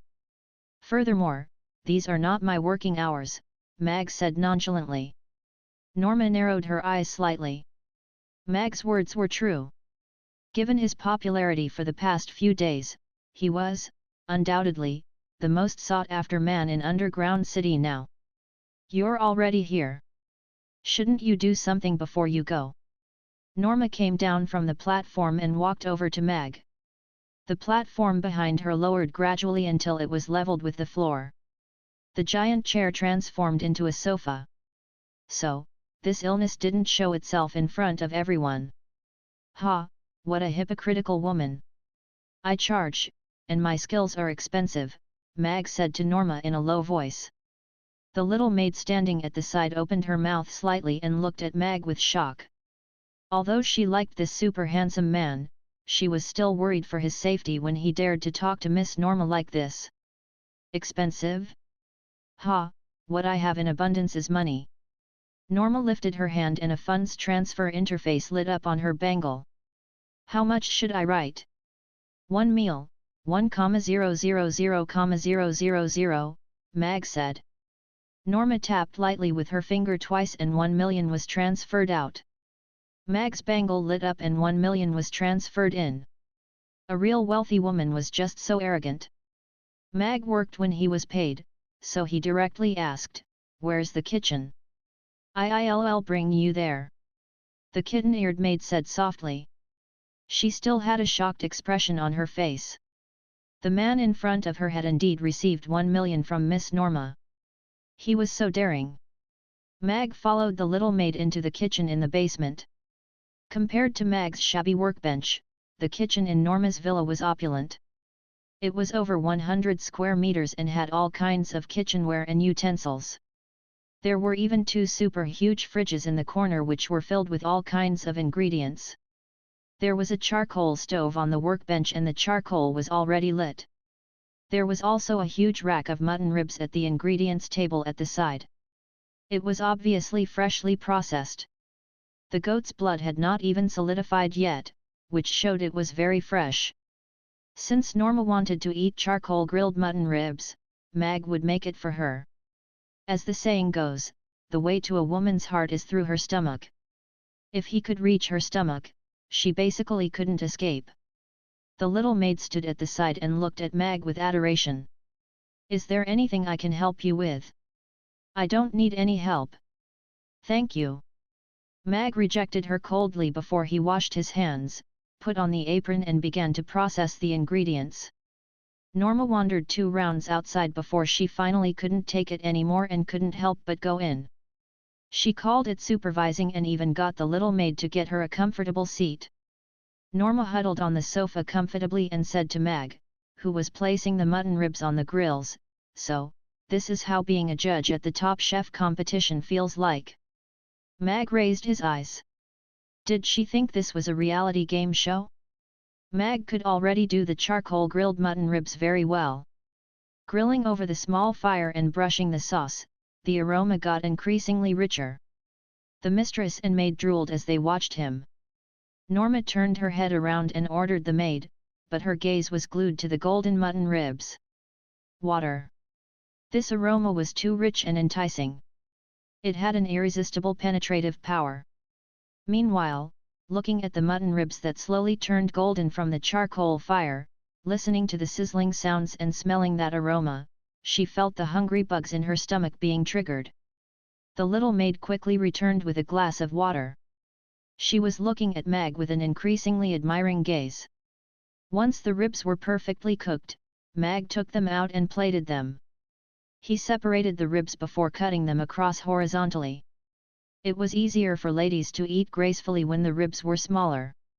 Lastly, he scattered a handful of chopped green onions as garnish, and this helping of charcoal grilled mutton ribs was considered done. The whole set of mutton ribs had taken up the entire big plate. "It's done. Please enjoy," Mag said to Norma. Norma had already stood up from her chair and walked over to the workbench. Looking at the mutton ribs that were grilled till they were golden and emitting a rich meaty aroma, she couldn't help gulping. The little maid came over and whispered, "Let me bring it to the dining table for you. Let me taste it first. Is it really that delicious?" Norma already couldn't wait. She immediately grabbed a piece of mutton rib. "Shhh! Hot!" Norma retracted her hands immediately and grabbed the little maid's cat ears to cool them down. The little maid looked taken aback, but she didn't dare to say anything. After cooling her fingers, Norma put on an insulated glove and grabbed a rib again. She blew at it gently before biting into it carefully. The skin that was grilled crispy, was wrapped around the succulent mutton. With only a gentle bite, the juice and fat exploded in her mouth. The slightly spicy aroma collided on the tip of her tongue and her taste buds instantly went crazy. A long and uncontrollable moan made Norma blush immediately. But this mutton rib was simply too delicious. The grilled meat wasn't strange to Norma. There were 2 chefs in the manor who were great at grilling meat. There were always all kinds of meat that were grilled by these 2 chefs on the dining table during every family gathering. However, she had never had such delicious and special mutton ribs. She had seen how Nancy lost her composure on the show previously. She even laughed at her for being ignorant. She didn't expect she would also look so ignorant when she tasted this mutton rib today. The unique fragrance of the fruit charcoal had seeped into the mutton and the unique sauce made it irresistible. She would have given him full marks if she was one of the Top Chef competition's judges, right? This is simply too delicious. Norma couldn't help praising before casting a glance at Mag. No wonder Nancy favored him and even used the fighter jet to make sure that he was safe. The little maid couldn't help gulping again. She swallowed her saliva secretly many times when she watched the live stream with her young mistress previously. Hence, it was hard to resist such a temptation when she watched Mag grill the ribs and smelled the aroma personally. Take this. Have one too. Norma picked up a rib and cooled it down a little by waving it before passing it to the little maid. Thank you, miss. The little maid accepted the ribs with surprise before taking 2 steps backwards. She blew at it gently before taking a small bite. Her eyes curved into crescent moons. She munched on it like a little squirrel. Mag saw that. Norma treated her employees well. She didn't ill-treat them at all. Norma only felt that it was uncomfortable to stand and eat in the kitchen after she finished 2 ribs and felt slightly full, so she ordered the maid. Let's go eat in the restaurant. The little maid quickly wiped her hands clean and carried the plate of ribs out of the kitchen carefully. She headed straight for the restaurant on the 1st floor. Mag removed his apron and went upstairs, ready to return to his dormitory. He had finished his job and it seemed like Norma was very satisfied. A maid hurried over when the 3 of them reached the 1st floor and she respectfully said, "Miss, master is here." The villa's door opened as soon as she finished speaking. A lean middle-aged man walked in. Mag looked at the man with slightly raised eyebrows. He soon looked calm again, but he wasn't in a hurry to leave. He took a step back and stood next to the little maid. "Father!" Norma called out with surprise. She skipped over and hugged the man's arm. "When did you get back? Didn't you say that you will only be back next week?" "Something happened in Tucker City, so I came back in advance." The cold middle-aged man smiled with indulgence when he looked at Norma. "I went to see the head of the family. Now, I am here to see my precious daughter." Then, his gaze skipped over the little maid and landed onto Mag. His long eyes narrowed instantly with a dangerous gleam. "You are here at the right time. We have just finished grilling the charcoal-grilled mutton ribs. Let's have it together." Norma pulled Gardner towards the dining table. Gardner sat down and flicked a glance at the charcoal-grilled mutton ribs on the table. He shifted his gaze back to Mag and asked, "You are Hades?" "Yes."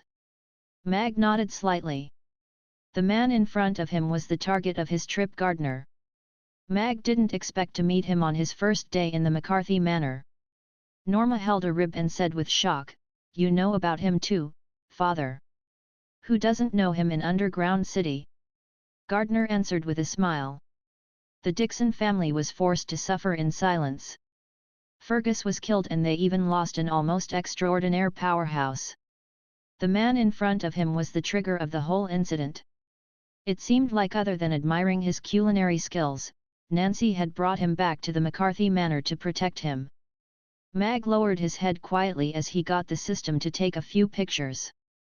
Gardner wasn't very interested in Mag.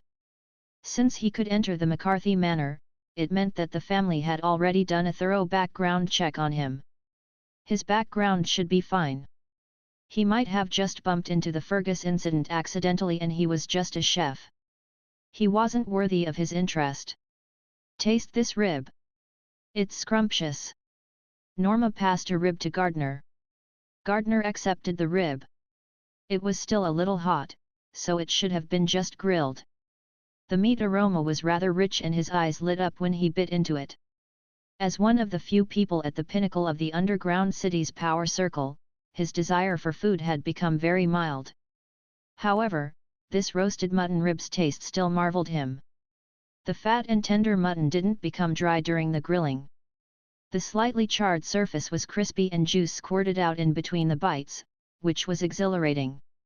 He ate the entire rib in just 2 to 3 bites. "Get me the wine," Gardner instructed the maid next to him. "Yes." The maid quickly walked off and came back with a small trolley. She opened the bottle, poured the wine out, decanted it and poured it into a glass in one smooth action. Soon, a glass of red wine was placed in front of Gardner. Gardner took a sip before picking up another rib and chewing delicately with a happy expression. He didn't have any food satisfaction for a very long time. This grilled mutton rib was indeed very special. Gardner put down the bone and said to Mag, "Your culinary skills are not bad. Your daughter is not bad, either." Mag said calmly, "Thank you." The maids standing at the side were all looking at Mag with shock and envy. Third Master had never praised a servant before, but he showed great appreciation for Hades. "Go back first. I'll get the car to send you back to the dormitory," Norma said to Mag and then winked at the little maid at the side. "Sure." Mag nodded slightly. "Please follow me." The little maid led Mag out of the door. That driverless car was still parked at the door, and its door was already open. Mag got into it. The little maid said with a blush, "Mr. Hades, I am your fan. Your charcoal grilled mutton ribs are really very delicious. I like them very much." A gentle smile appeared on Mag's face as he nodded. "Thank you. Please return." The car door closed gradually and the driverless car slowly started and drove out of the villa zone. His smile is so gentle. Oh dear, it's the feeling of love. The little maid covered her heart and blushed furiously. Where did the world come into being before it took shape? What's your next step? Xi replied quickly. "I think if the McCarthy family is indeed involved in Congressman Tam's kidnapping, then Gardner must be the one in control behind the scenes. I have already gained Norma's trust and I have the chance to get close to Gardner. But, I'll need someone who can help me hack into the McCarthy bangles." Mag's plan was very simple. It was to make the receiving of the evidence reasonable. He had the encrypted letter between Gardner and the head of the McCarthy family. Now, he only needed to let Xi and Ferdinand think that the methods he used to get the intel were reasonable and wouldn't suspect that he had other assistants. Xi was silent for a few minutes before replying, "Tomorrow at 6 a.m., someone will send a deciphering robot to the third tree outside of your dormitory. This is a standalone version. I'll send its operation tutorial to your bangle, so that you can learn how to use it on your own." "All right." Mag closed the chat interface. Gardner said to the stern-looking man sitting across from him, "Big brother, the Dixon family was dumped into hot waters by this incident. I'm afraid Ferdinand is behind all of this. We have to be more careful." Archie said in a low voice, "Haha. Now they all think that it's us who is behind all of this. Nancy has brought that fellow back and even though his background check is fine, you have to be careful too. I have just met that kid. His culinary skills are indeed not bad and he was able to gain Nancy's favor. Furthermore, at his young age, he shouldn't be Ferdinand's man." Gardner shook his head slightly. His expression also turned grave. "However, regarding the adjudicator, I'm afraid we have to join in on the Dixon family's assassination plan. Regardless of if he is Ferdinand's man or not, he has broken the rules. We have to kill it in the cradle. I'll leave this matter to you, but we don't have to hurry about that. There are many in the Dixon family who can't wait to seek revenge. Why is the mutton rib so divine? It's simply too scrumptious." Norma slumped over the sofa with a glass of happy water as she sipped and lamented at the same time. "Mr. Hades is the best chef that I have ever met. He's just like a god." The little maid's eyes were filled with little stars. "We've had the grilled mutton ribs, so it will be the handmade explosive beef balls next." Norma turned her head to the side and instructed the maid. "Go and tell the back kitchen to keep a cow back for me. I want it to be alive. We're going to have the beef balls tomorrow." "Oh yes." The little maid nodded and went out to make a call excitedly.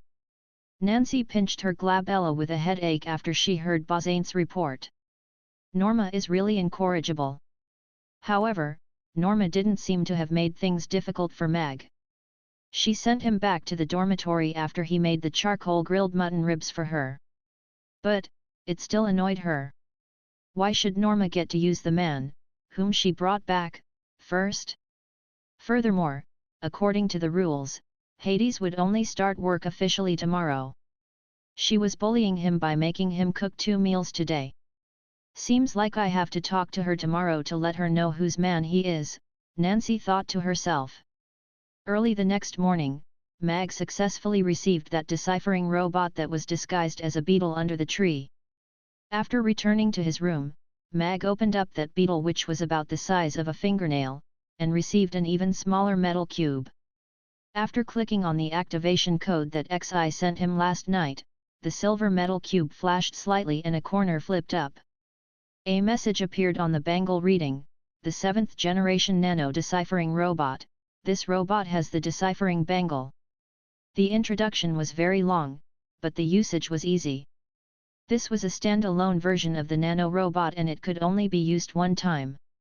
System, analyze how this little thing works, then we will find a random bangle to test it out on. After we apply the data template, our mission in the McCarthy Manor will be completed. Mag narrowed his eyes. Even with his senses, it was hard for him to detect this robot's existence. I have already gotten first-hand data from their R&D department. If we have the materials, I can replicate one for you right now, the system answered lazily. Excellent. Then, you shall make the gardener's intel according to the model. Mag smiled. It felt great to have shortcuts and external help. On his first day at work, Mag received the message from the head chef at 6:30 a.m. that he was required to make the explosive beef balls for breakfast. It was requested by many of the masters and mistresses.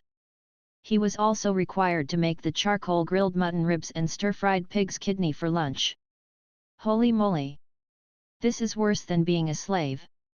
They are squeezing me dry on my first day. The capitalists' hearts are indeed dark, Mag murmured inwardly as he changed into his chef's suit. The back kitchen of the McCarthy family looked like another villa on the exterior. It was split into 3 levels according to cooking methods. The 3rd floor's floor area was the smallest. It was the baking zone. The 2nd floor was the dedicated area for the special chefs. The 1st floor was for the rest. It was the biggest and had the most number of cooks. Mag caused a commotion when he arrived. After all, Mag was very popular right now. He was a celebrity chef. The formal chefs all had great culinary skills, so they didn't care much for Mag. They had all kinds of culinary competitions champions there. However, those sous chefs, apprentices and female cooks loved Mag. They were all staring at him with bright eyes. If they were not at work where the rules were strict, they would have rushed over to ask him for his signature and a photograph together. Mag had never imagined that he would be treated like a movie star one day. He went straight to the 2nd floor and to the special workbench that the head chef had arranged for him. There were already 2 pretty lady cooks and 2 young cooks waiting for him. A special chef had a high status in the McCarthy Manor's back kitchen. They were ranked just beneath the head chef and there were only 8 special chefs in the entire back kitchen. Every special chef had a few cooks who were his assistants. These were the young cooks working under him. Mr. Hades. The 4 of them greeted Mag when he walked over. There was even a gleam in the 2 lady cooks' eyes. The other special chefs were all much older. Moreover, they spent most of their lives in the kitchen, which made them rather greasy. However, Mr. Hades looked even more handsome in real life. His skin was smooth and tender and his demeanor was noble. He was just like a prince of the kitchen. Mag got to know them on a basic level. He didn't mind the existence of help cooks. Being a professional chef, cooking wasn't a one-man show. With people helping out with the details, it could save the chef a lot of time and effort. The 4 of them looked so ecstatic.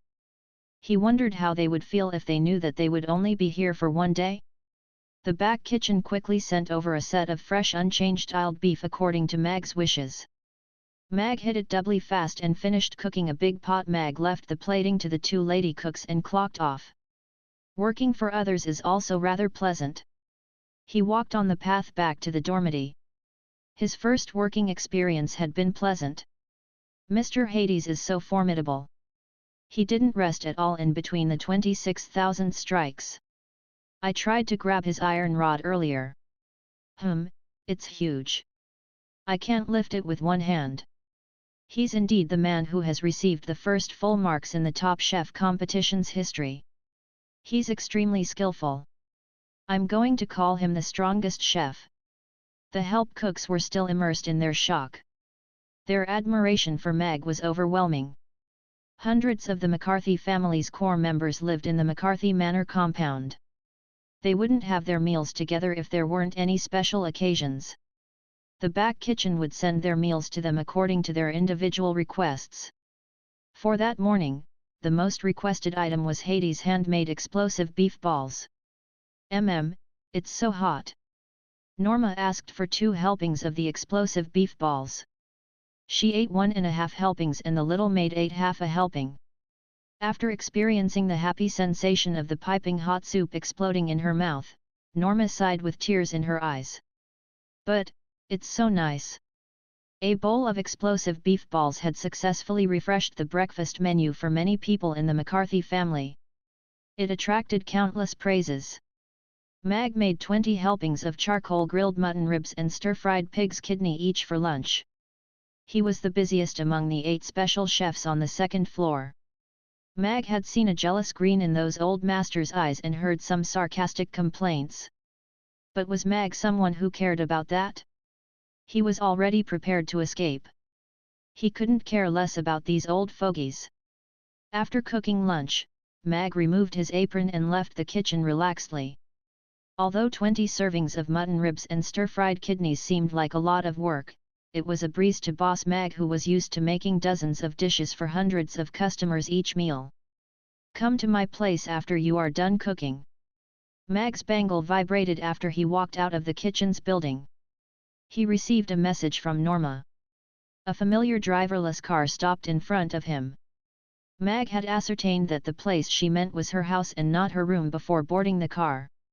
Mag received another message when the car just started. It wasn't Norma this time. It was Nancy. "Are you free in the afternoon? Let's have tea together. Come to my place. Am I so highly sought after?" Mag couldn't help but recap what he had done in the past few days. He could only conclude that it was his overwhelming personal charm. "I'm sorry. I have already boarded Norma's car and the door is locked," Mag replied to Nancy. Nancy didn't answer. Mag guessed that she was most probably angry. However, he didn't care at all. She wasn't his woman. She could get angry for all she wanted. It had nothing to do with him. The driverless car stopped in front of the villa. Mag stepped out and it was still that kitten-eared little maid who came to welcome him. "Mr. Hades, please follow me." The little maid smiled sweetly as she welcomed Mag into the villa. Norma was sitting up properly and drinking tea in the hall. Gardner sat across from her with a voluptuous beautiful woman. The beautiful woman looked like she was in her early 30s. She had a pair of flirty eyes just like Norma, but her mature charm was what a young girl like Norma couldn't compare with. She had a slender waist that made her boobs look even perkier. Her waist-to-hips ratio was the kind that could take a man's life. Her skin was so supple that it looked like one could squeeze water out of it. She heard the sound of footsteps and turned around to cast a glance at Mag with a smile. She was so charming, yet she seemed unattainable at the same time. This was obviously Norma's mom. It was a pity that the little girl had learned nothing from her. If Gardner praised Mag's culinary skills again, then he would reply, "Your wife is not bad either." Mag's expression was calm. He was a man who had met plenty of women before, so he wasn't going to be mesmerized by a mature lady. After looking at her briefly, he retracted his gaze and stood still a few meters away from them. A hint of surprise appeared in the lady's eyes. This man was young, but his concentration was even stronger than those big family's wily old foxes. He didn't even spare her a second glance. She didn't believe that there was any man in this world whom she couldn't mesmerize. She would test him again when she got a chance. "You're here." Norma's eyes lit up when she saw Mag. However, she stole a glance at Gardner before saying in a lower voice, "We're having a small gathering this afternoon. You will be responsible for our meals. This is overtime work. You have to pay me extra, Mag almost said that out loud. Being an employee, he couldn't simply reject.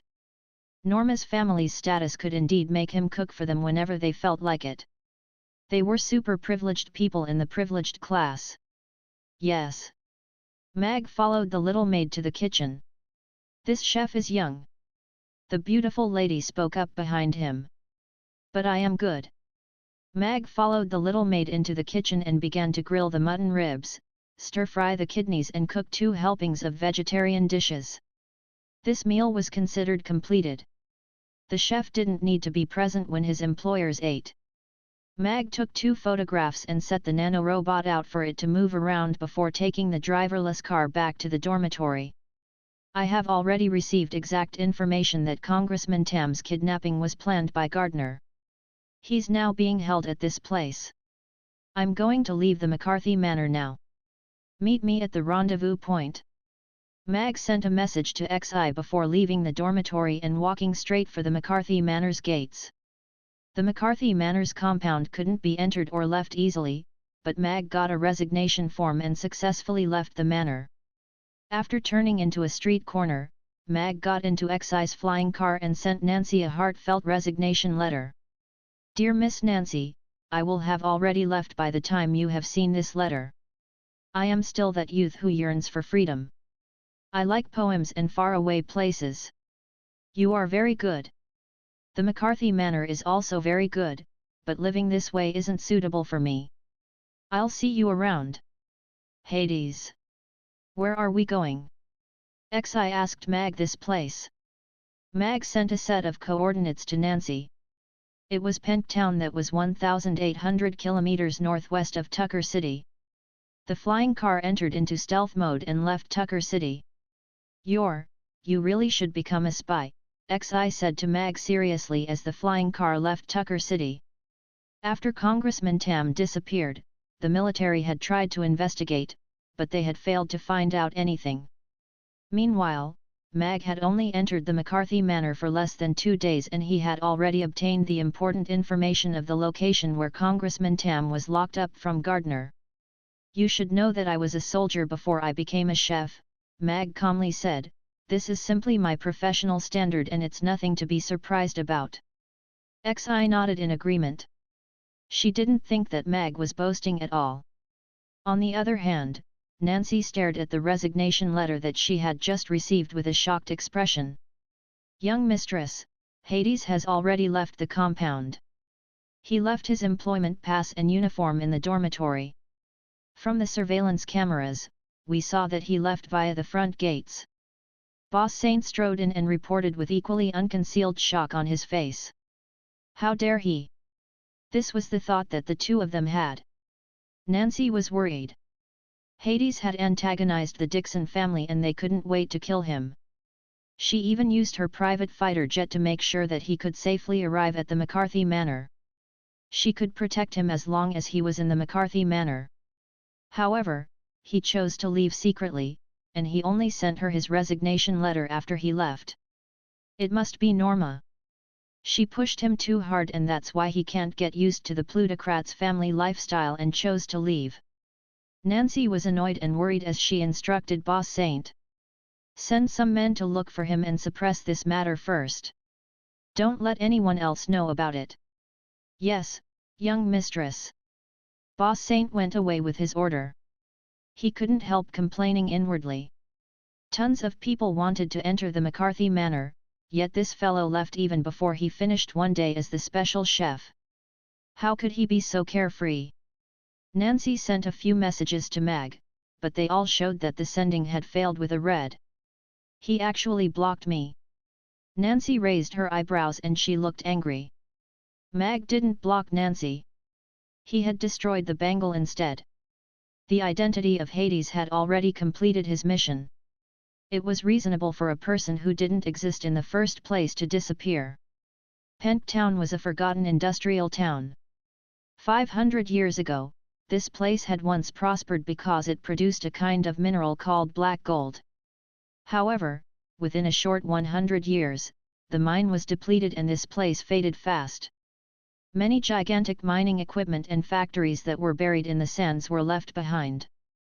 No one lives here anymore. The flying car hovered high up in the air about 16 kilometers away. Mag looked at the abandoned industrial town and said, "This is a secret base of the Immortals. According to Gardner, they sent Congressman Tam here right after they kidnapped him 10 days ago, but I'm not sure if Congressman Tam is still in there right now." From the insider intel that the system stole from the Immortals, Mag was sure that Congressman Tam was still being held up here. However, it was unknown whether he was dead or alive. Xi frowned slightly as she looked at the faraway town and said, "I believe we need reinforcements. The terrain here is complicated and we don't have any intel about it. Once we act rashly and alert the enemy, they could leave directly through the secret tunnels, or kill the congressman. There's no need for that. Reinforcements would only be a burden. Same rules as before. You will cover me while I go in for the rescue." Mag opened the car door and leaped out. A black heavy sword appeared underneath his feet as he dived downwards. He flew very close to the ground at an extremely high speed as he approached the small town rapidly. "You!" Xi stared at the flying sword that disappeared from her vision and closed her mouth in exasperation. She couldn't control Mag and she was already used to that. However, to play safe, she placed the bullpup assault rifle on the car and aimed it at the town as she reported to Ferdinand about the situation and asked how to handle it.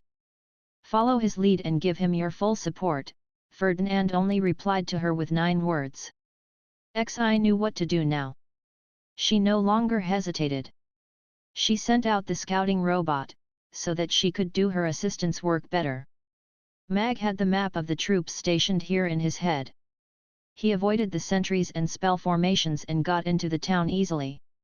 The other reason why he was so confident was because there were only 2 10th-tier powerhouses guarding this place. It would be easy for him to handle. The importance of a secret base was its secrecy. The military was so powerful, yet they didn't know that the Immortals had a base hidden in this abandoned town. Even if an almost extraordinary powerhouse came, with 2 10th-tier powerhouses together with all kinds of high-tech equipment stationed here, it would be hard to conquer this base without a map of the troops' positions. They would have plenty of time to react. Outside of a deserted mine, Mag pressed himself against the wall and slowly released the guard, who was already dead. After getting the access token, changing his clothes and copying the dead guard's face, Mag walked openly into the secret base that was underground.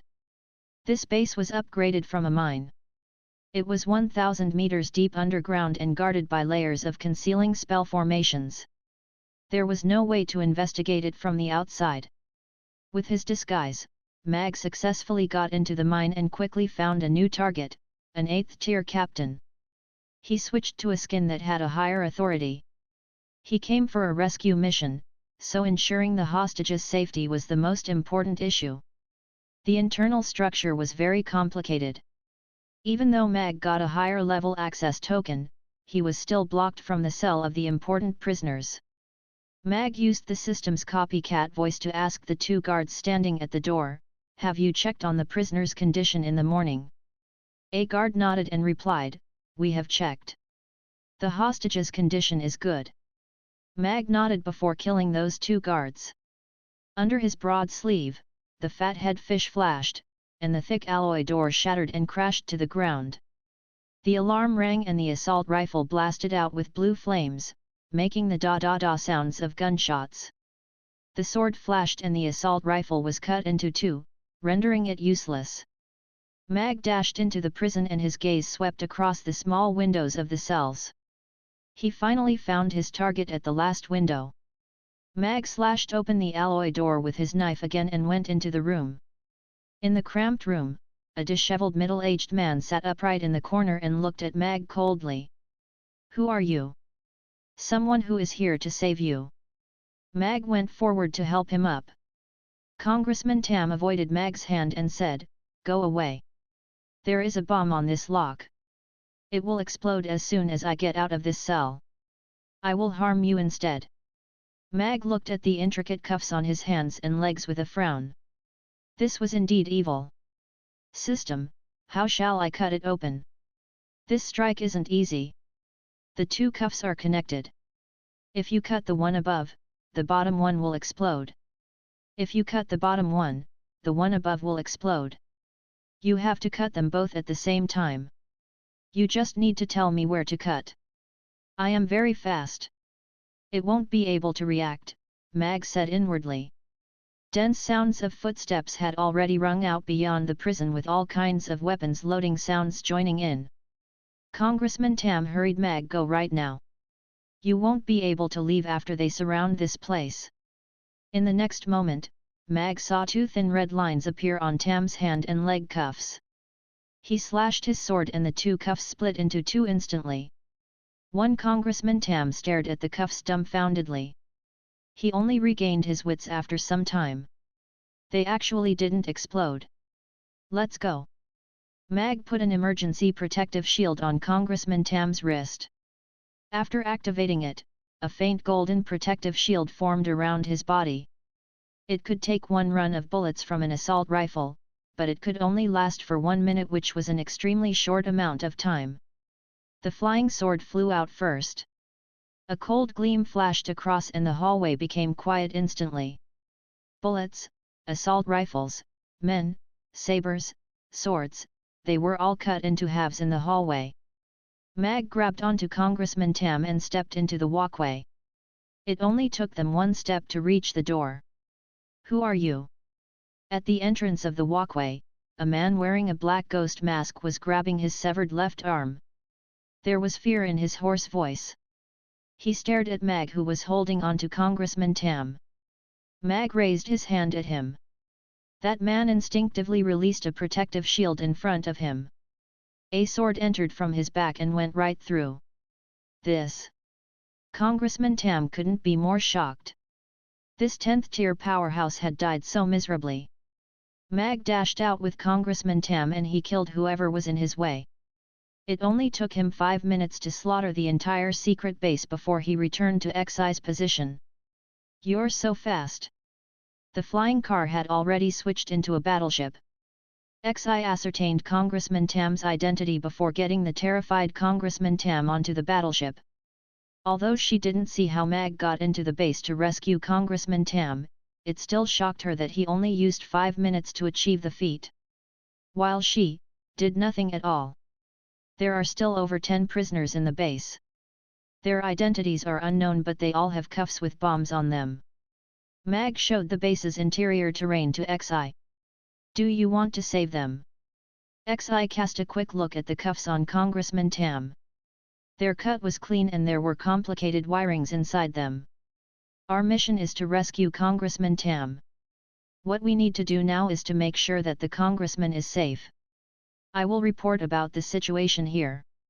Others will come to handle this. Xi started the battleship decisively, and quickly climbed up and left. Mag glanced at Xi with admiration before taking a bottle of happy water and sitting down at the side. The Bangles interface showed the silent images of the base's interior. 3 minutes later, a ghostly figure walked out from the shadows and checked through all the cells. Suddenly, he turned towards the camera. A golden ghost's face instantly came close and the camera exploded right away. The image disappeared. An extraordinaire rushed to the scene 5 minutes after the base sent out the alert. That 1-second look through the camera made Mag certain that he wasn't his match. Just like how he triumphed over the 10th tier, if a real extraordinaire wanted to catch him, it would be total oppression. Who are you guys? Congressman Tam slowly recovered after he drank some hot water. Then, he asked them this question testingly. After Xi set up the autopilot, she got up and saluted to Congressman Tam. Hello, Congressman Tam. I am Major Xi from the military.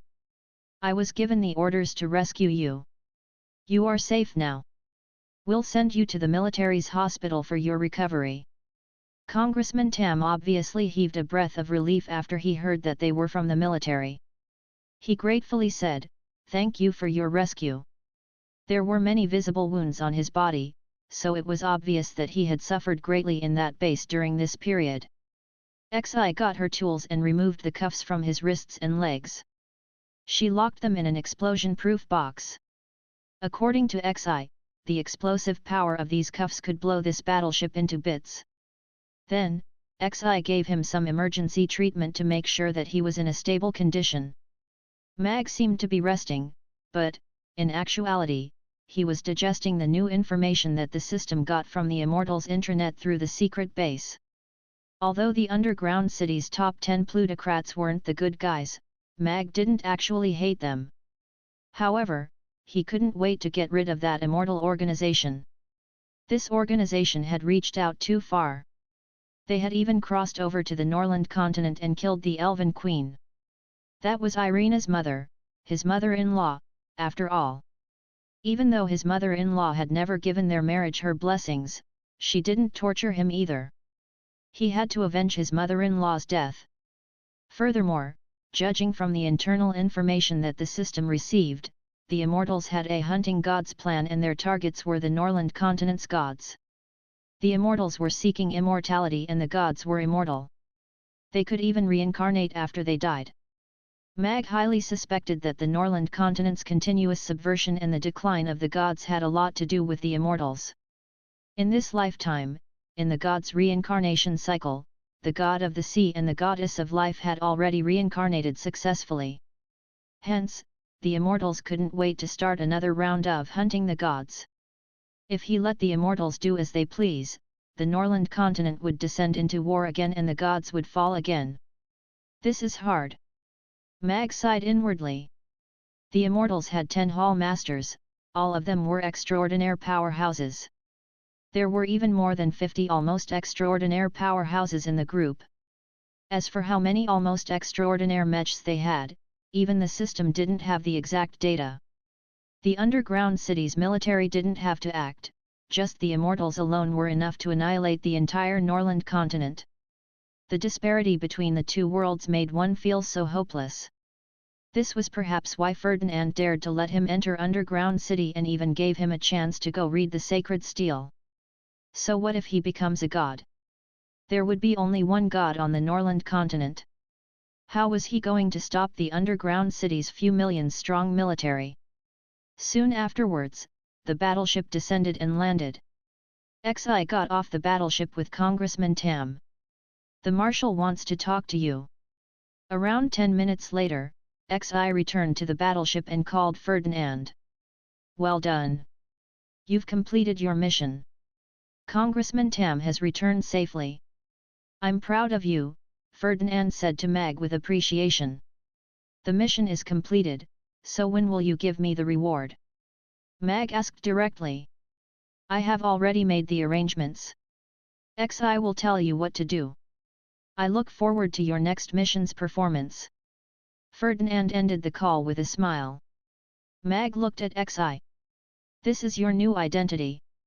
Tomorrow, outstanding representatives from everywhere will go to the Sacred Steel's world to read it. You will enter with this identity. XI passed a new identity bangle to Mag. Representatives from everywhere? What happened to this person? Mag accepted the bangle and frowned. This guy is a rural bully. His behavior was erratic and he killed many people. He received this quota because he sucked up to the rich and powerful. He was killed on his way here, so it's reasonable for you to take over his position, right? It's rather reasonable. Mag nodded. Furthermore, the military wouldn't be involved at all. Even if something happened to him at the Sacred Steel world, the military wouldn't be involved either. After leaving the military base, I'll send you to this hotel. You simply need to follow the representative's delegation into the arena. XI looked at Mag and said with a serious expression, remember what you need to take note of when you're reading the Sacred Stele. Do not try to do anything to the Sacred Stele. There are many advanced spell formations in the Sacred Steel world and 3 extraordinaire powerhouses are guarding it. You'll be killed on the spot once you break the rules. I got it. Mag nodded. He knew all that better than XI, including the types of spell formations that were set there. Mag received a chance to comprehend the Sacred Steel after completing his first underground city's mission. It sounded like a very sophisticated reward. However, when he found out that even a country bumpkin could get a chance to comprehend the steel just by sucking up to the rich and powerful, his anticipation was already much lower. Of course, something like destiny was hard to fathom. Every extraordinaire had an exciting and great sacred steel comprehension journey on their way to becoming a god. XI sent Mag out of the military base in a car and went straight for the delegation's hotel. Mag changed his look, took his new bangle and sashayed into the hotel. In the hotel room, Mag turned on the shielding device that XI gave him before taking a bath and lying on the bed comfortably. 5 days had already passed for this current underground city's trip. Fortunately, he had already completed his first mission with the system's help. He had to return to the Norland continent, regardless of if he could comprehend the steel or not. He already missed his wife, kids, and his warm bed at home. He had roughly gotten a glimpse of the underground world. The discrepancies between the two worlds got increasingly scarier as he discovered more about Underground City. As the gods began to reincarnate, under the lead of the immortals, the collision of the two worlds was inevitable. Even though Ferdinand wanted to reduce the plutocrat's power, he still wasn't strong enough. Even the military wasn't united as one, so he was an unreliable ally. Mag had already thought of a retreat plan.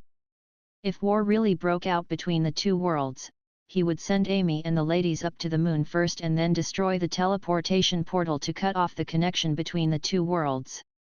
He even considered that the teleportation portal that was destroyed on the Moon Nation could have been deliberately caused by the previous round of Underground City's invasion. He actually blocked me. Norma stared at the red exclamation mark in a daze before saying angrily, "No man in this world can block me. I'm going to ask him personally." "Young mistress, there might be some misunderstandings." The little maid followed after Norma, who left in a huff and tried to calm her down. "Humph. He'd better be able to explain it. Otherwise." "Humph." Norma got into the car and went straight for the chef's dormitory. After pressing the doorbell for a long time, Norma knocked on the door and shouted, "Hades, come out. You'd better come out right now." The room was still silent.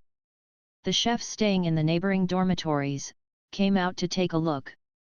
After seeing that it was Miss Norma, they quickly closed the door and pretended not to have seen anything.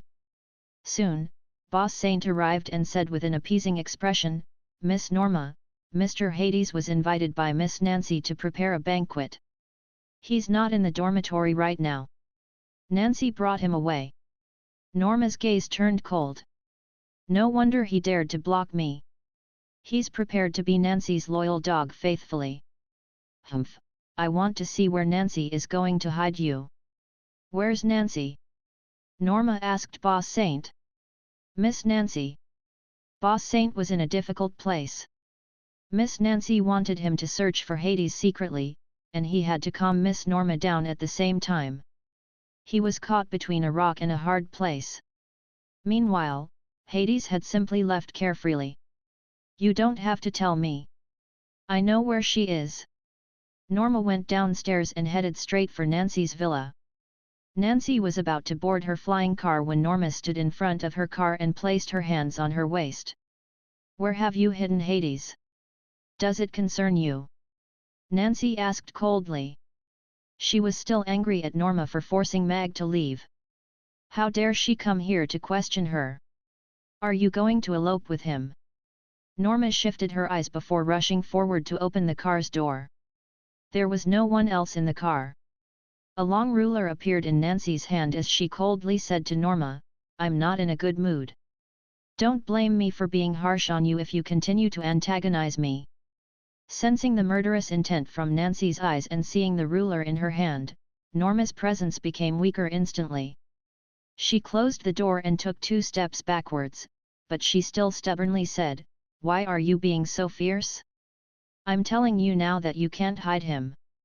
I am going to look for him." Nancy got into her car with a cold expression. She hit the accelerator and the silver flying car shot into the air. "Fierce woman. You're going to die as a spinster." Norma made a face towards the sky. She sized up the villa with a frown. She finally suppressed her urge to barge in to search for Mag. Nancy wasn't stupid. She wasn't going to hide a chef in her villa. Where would he be then? Help me check where he is now, Norma instructed the little maid. Weird. How did the military discover that secret base? They even rescued him within such a short period of time. Big brother, the immortals suspect that we leaked out their information. What shall we do now? Humph. What does this matter have to do with us? Go and check what exactly went wrong personally. Don't let this matter affect our family. Yes. I'll go right now. Gardner left the McCarthy Manor quickly. The military swiftly issued a breaking news: Congressman Tam, who was kidnapped 10 days ago, has been successfully rescued, and this incident was suspected to be linked with the mysterious organization, the Immortals. This news created a huge uproar, shocking all the plutocrats. This was the first time that the military incorporated the Immortals as a violent organization. Even though the words used were cautious, the stance shown was clear. The next morning, Mag took the flying bus with the delegation to the Sacred Steel's world. The Sacred Steel came from the heavens and made underground city advance into a civilization rapidly from a savage world. They climbed the technology tree and became the advanced civilization that they were now. It could be said that the Sacred Steel was the core of the underground world and its maker as well. Hence, even though the different powers in Underground City were fighting each other, they were unified when it came to the protection of the Sacred Steel. For the past tens of thousands of years, the rules that flowed out of the Sacred Steel had created an ethereal Sacred Steel's world around it. It was covered with mist and clouds. It looked like a fairyland when one looked in. Furthermore, no sky castles were allowed in the sky within a 30-kilometer distance from the Sacred Steel. Hence, the 9,000 meters tall Sacred Steel that stood in the center of Tucker City, looked gigantic. How tall was 9,000 meters? Mag had once went up the 828 meters tall Burj Khalifa, and this Sacred Steel was taller than 10 Burj Khalifas stacked on top of one another. Of course, if it wasn't obvious enough, this Sacred Steel would have been ignored when it landed from the sky back then, and the story would have ended at that point. Mag was completely inconspicuous in the crowd. After sucking in an ethereal fairy wisp, he swiped his bangle and entered into the misty entrance. The seemingly long entrance seemed to lead them into another space as soon as they stepped in. The internal space was much bigger than the clouds that one could see from the outside. It's abstruse. Mag praised inwardly before looking up instinctively. The gigantic steel that stood in between heaven and earth made one feel small. It looked like metal and rock at the same time.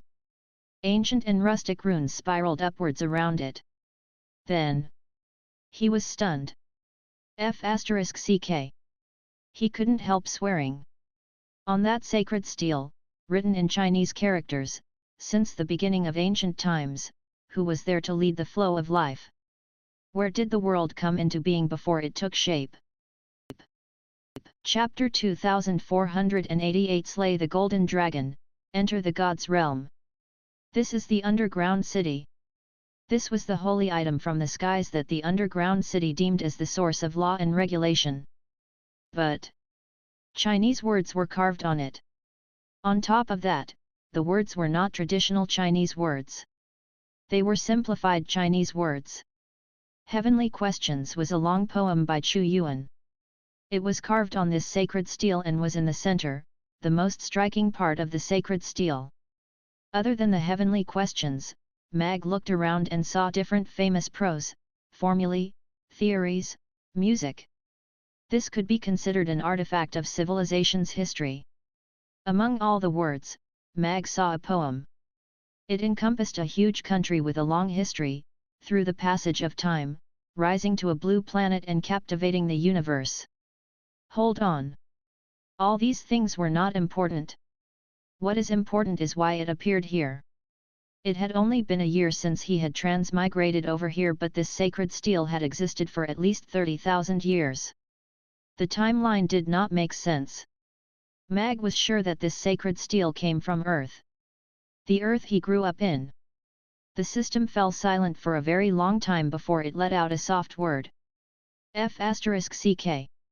However, it quickly deduced for itself, God pulled your soul out and threw it at a particular time stamp in the course of time. Therefore, you may think that you've just transmigrated over from Earth, but you might have actually transmigrated over to this era of Earth, 50,000 years later, on the Norland continent. In these 20,000 years, the flower-planting family's country flourished and the blue planet rose, sweeping across the universe. In order to display its prowess and spread its teachings, it launched several sacred steels. Doesn't that make sense? Mag remained silent for a very long time. It did seem to make sense. When he transmigrated, the flower-planting families seemed to have launched the heavenly questions. Great, so after conquering the universe, it started degenerating? Or was this a form of continuation? Separated by endless galaxies and across millions of years, when he saw this sacred steel filled with Chinese words, Mag could not help but get teary-eyed. He felt an inexplicable sense of pride.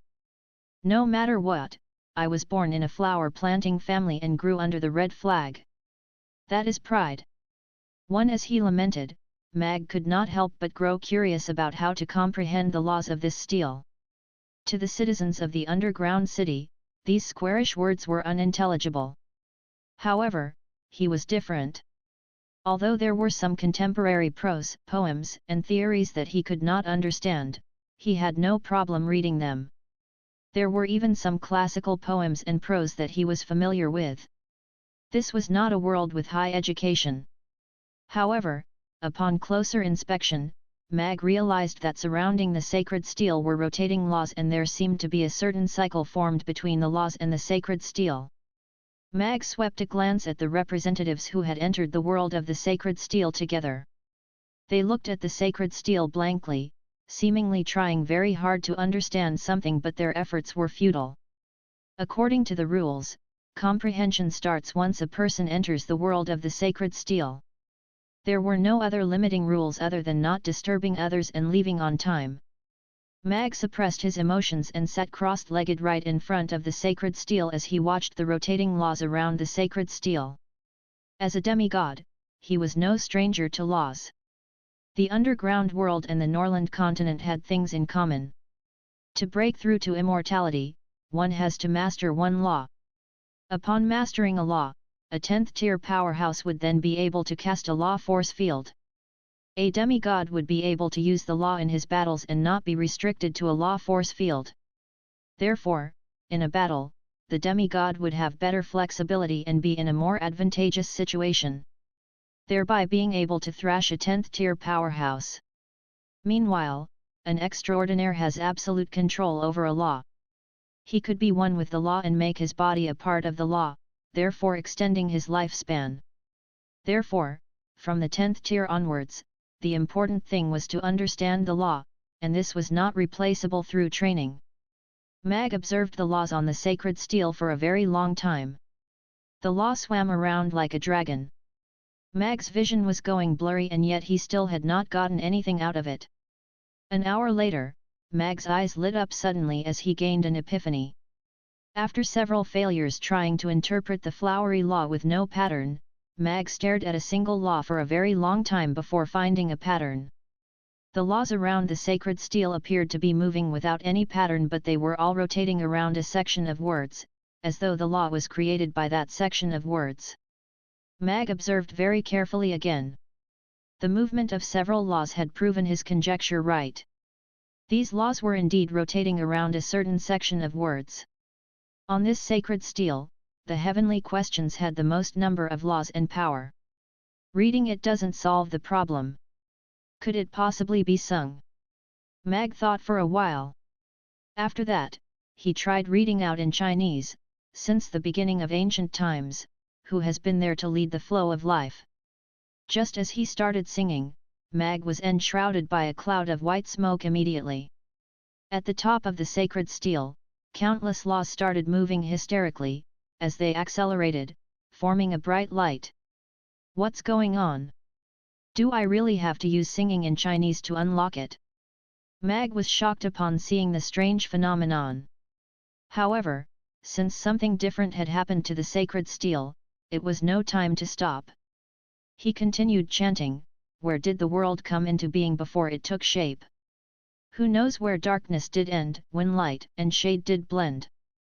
When primal matter was the only form, how could it be recognized? Brightness became bright and darkness became dark, what has caused them to be like this?" As Mag recited the heavenly questions, the sacred steel changed. The countless laws actually broke free from the steel and transformed into a 5-clawed golden dragon in the air, dashing towards Mag who was beneath it. A terrifying aura came crashing down. Its sharp claws twinkled coldly, as though it wanted Mag to bow down to it. Could bowing down to it make him a god?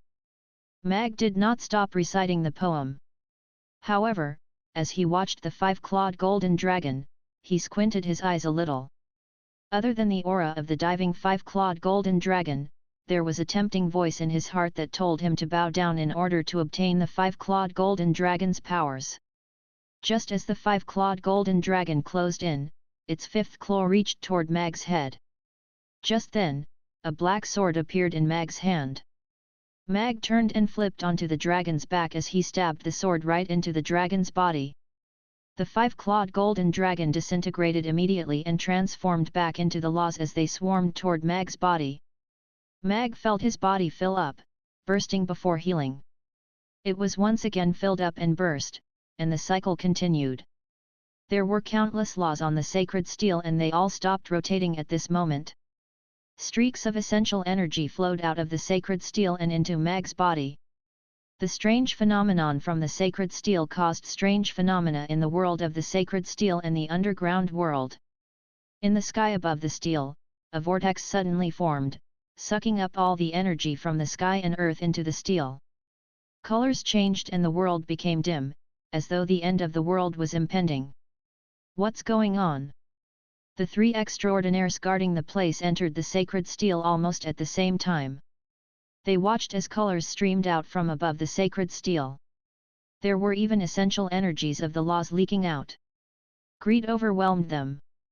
Back then, they had only absorbed one law into their body and slowly cultivated it to become an extraordinaire.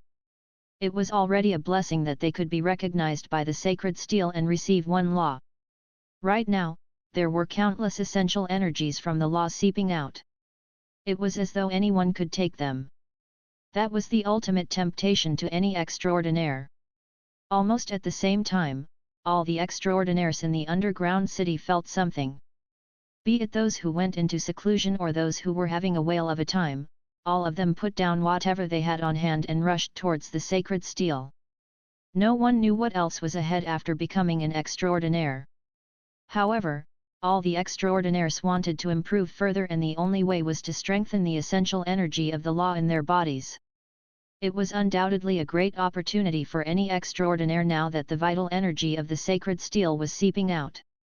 The first to arrive outside of the sacred steel world were 3 black-robed men with golden masks. They were enveloped in a cold, eerie aura, causing people around them to back away hundreds of meters automatically. They were looked upon with fear and respect. They were the Immortals. This mysterious and powerful group had become known to the public since the military notice was published. These 3 mysterious people with golden masks were 3 of the 10 Hall Masters from the Immortal group. No one knew which 3 of the 10 they were. However, no matter which 3 they were, the status of the Hall Masters meant that they were already extraordinaires and were the cream of the crop among the underground city's powerhouses. Further out, a crowd of tens of thousands had gathered to watch. When they saw that extraordinaires had arrived at the scene, they were even more certain that something strange had happened to the sacred steel. That was why these 3 extraordinaires came over. Big Brother, the essential energy for the laws is seeping out. This is indeed very strange. However, this could help us increase our powers. Even if we just absorb one of them, we might very well be able to master a second law, the small and skinny man in a black robe on the left said telepathically. That's right. Big Brother, we'd better enter before those old fogies arrive. Otherwise, It'll be harder when it gets crowded, the tall and fat man in a black robe on the right said. The man in a black robe in the middle looked up into the distance and said in a low voice, "They're already here." Just as he finished his words, a stream of light shone from the horizon. Several silhouettes with strong auras appeared in front of the sacred steel in the blink of an eye. They were the three extraordinaires from the Dixon family. They exchanged glances with the men in black robes and quickly looked away without any interaction. Soon afterwards, the extraordinaires from the top 10 families started arriving. They gathered outside the world of the sacred steel and did not make any rash moves. Such a strange phenomenon has never happened before. What has caused it? An old man said with a frown. A strange phenomenon from the sacred steel. Seems like someone is about to become an extraordinaire. We all became an extraordinaire at the sacred steel, but there wasn't any strange phenomenon at the sacred steel back then. Why is it so now? Could it be that a powerful and holy being is about to be born? Such a scene is only comparable to the recorded day of the arrival of the sacred steel. The extraordinaires discussed fervently and all of them agreed that this was a strange sighting. Why did such a strange phenomenon happen all of a sudden? Could it be linked to Mag? Ferdinand had also arrived at the scene. He was standing in a corner and there were two extraordinaires from the military along with him. The military was not far from here. On top of that, he paid more attention to this place since Mag was going to comprehend the sacred steel today. He rushed over immediately when the strange phenomenon happened. When he broke through to become an extraordinaire back then, he also caused a little resonance with the sacred steel. However, it was just a short moment of rays shooting out from the sacred steel. The strange phenomenon today caused the color of the skies and earth to change. It was something that was not even recorded in history. The representatives who entered today were all very talented people. There were only 3 10th-tier powerhouses. Ferdinand thought that Mag would probably be the only one who could cause the strange phenomenon at the sacred steel. He just did not know what Mag had done to cause such a huge commotion. There were more than 30 extraordinaires at the scene. Even the extraordinaires from Tucker City had arrived. Let's go. We'll make a move first. With the command of the first Hall Master, the 3 immortal Hall Masters entered the world of the sacred steel at the same time. Seeing that, the other extraordinaires also rushed into the sacred steel's realm, afraid that they would lose the opportunity if they were even a step slower. Upon entering the sacred steel's realm, the extraordinaires, who were all floating in mid-air, were all pressed down to the ground. They had never felt such a horrifying aura and it was coming from the sacred steel. At that time, all the representatives who had entered the sacred steel's realm earlier were all crouching on the ground motionlessly, with fear written all over their faces. Only the 3 extraordinaires who were guarding the place were sitting cross-legged 10 meters away from the sacred steel with their eyes closed in meditation. A law streamed out from the sacred steel into their glabella. The extraordinaires were all very familiar with this pose. They were trying to guide the law into their bodies to master their second law. A strange phenomenon had happened at the sacred steel today and the laws were leaking out. It seemed that the laws could be absorbed rather easily, so this was a great opportunity. After the group of extraordinaires entered the realm, they all sat cross-legged and started trying to guide the laws into their bodies so that they could master a second law. The first Hall Master of the Immortal Great Hall glanced at the extraordinaires who started guiding the laws into their bodies and shifted his gaze to a space somewhere else. That seemed to be the end of the vortex and the source of the strange phenomenon. The extraordinaires were all guiding the laws carefully into their bodies, but countless sources of laws were gushing towards somewhere in the abyss. Even an extraordinaire like him who had existed for tens of thousands of years could still feel the fear after sensing the horrifying source of the laws. After the fear came greater greed. In his 10,000 years of life, he had already cultivated his 4th source of law. However, there was still a large gap to that legendary realm of being immortal. However, he saw an opportunity in this change. If he could replace that fellow in that space and guide all the laws into his body, he would be the true body of the laws and would therefore reach the immortal realm. A black shuttle appeared, its lights flashing at that space. 4 colored laws surrounded it. Let me take a look at who brought about this strange phenomenon. I am fighting for this luck. The first hall master pointed with his right hand and the black shuttle shattered the space, tearing apart the fog and laws, piercing towards the abyss. Bam! The black shuttle which pierced through the fog let out a soft thud, as though it had knocked into something hard somewhere.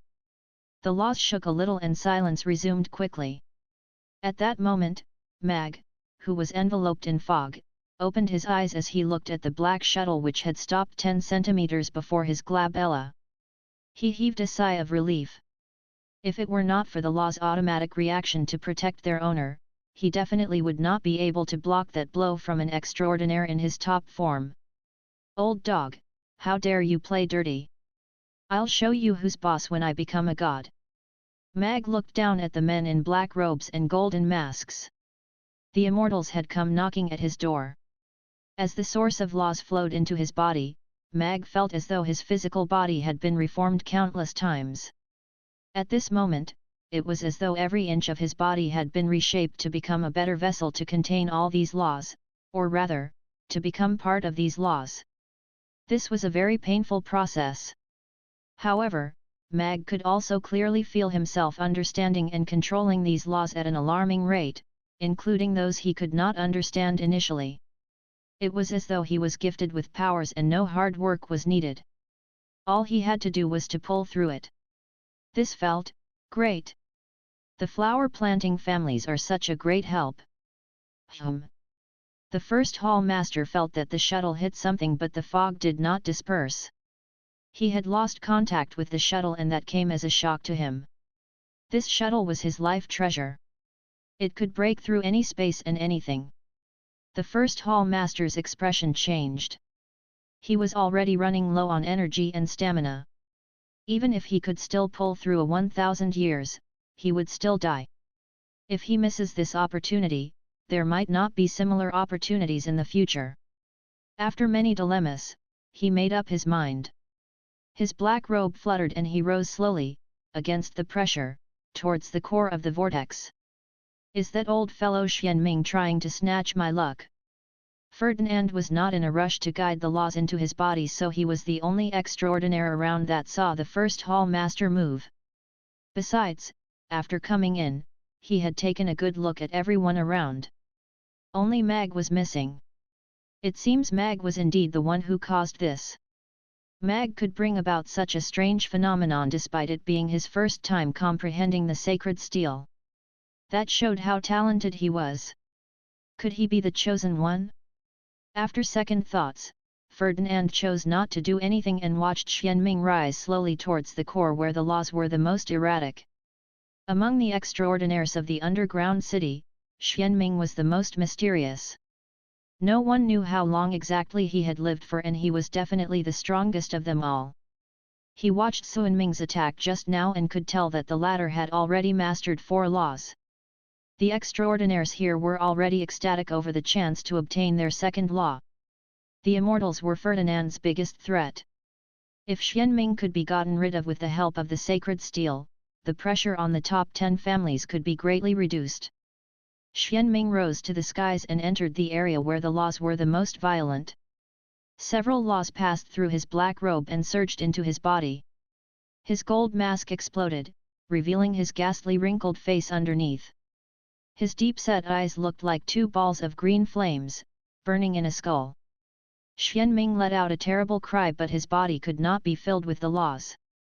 He transformed into a vortex and started sucking in the sources of laws from the sacred steel. As the laws entered his body, Xuanming's wrinkly face started becoming visibly younger. His flesh became supple and his stamina started increasing. This old fellow is quite something. Mag glanced at Xianming and then at the pros on the tip of the sacred steel. He chanted, "The Tao, which can be told, is not the true Tao, the name, which can be named, is not the true name." The moment he started chanting, the sacred steel space started shaking again.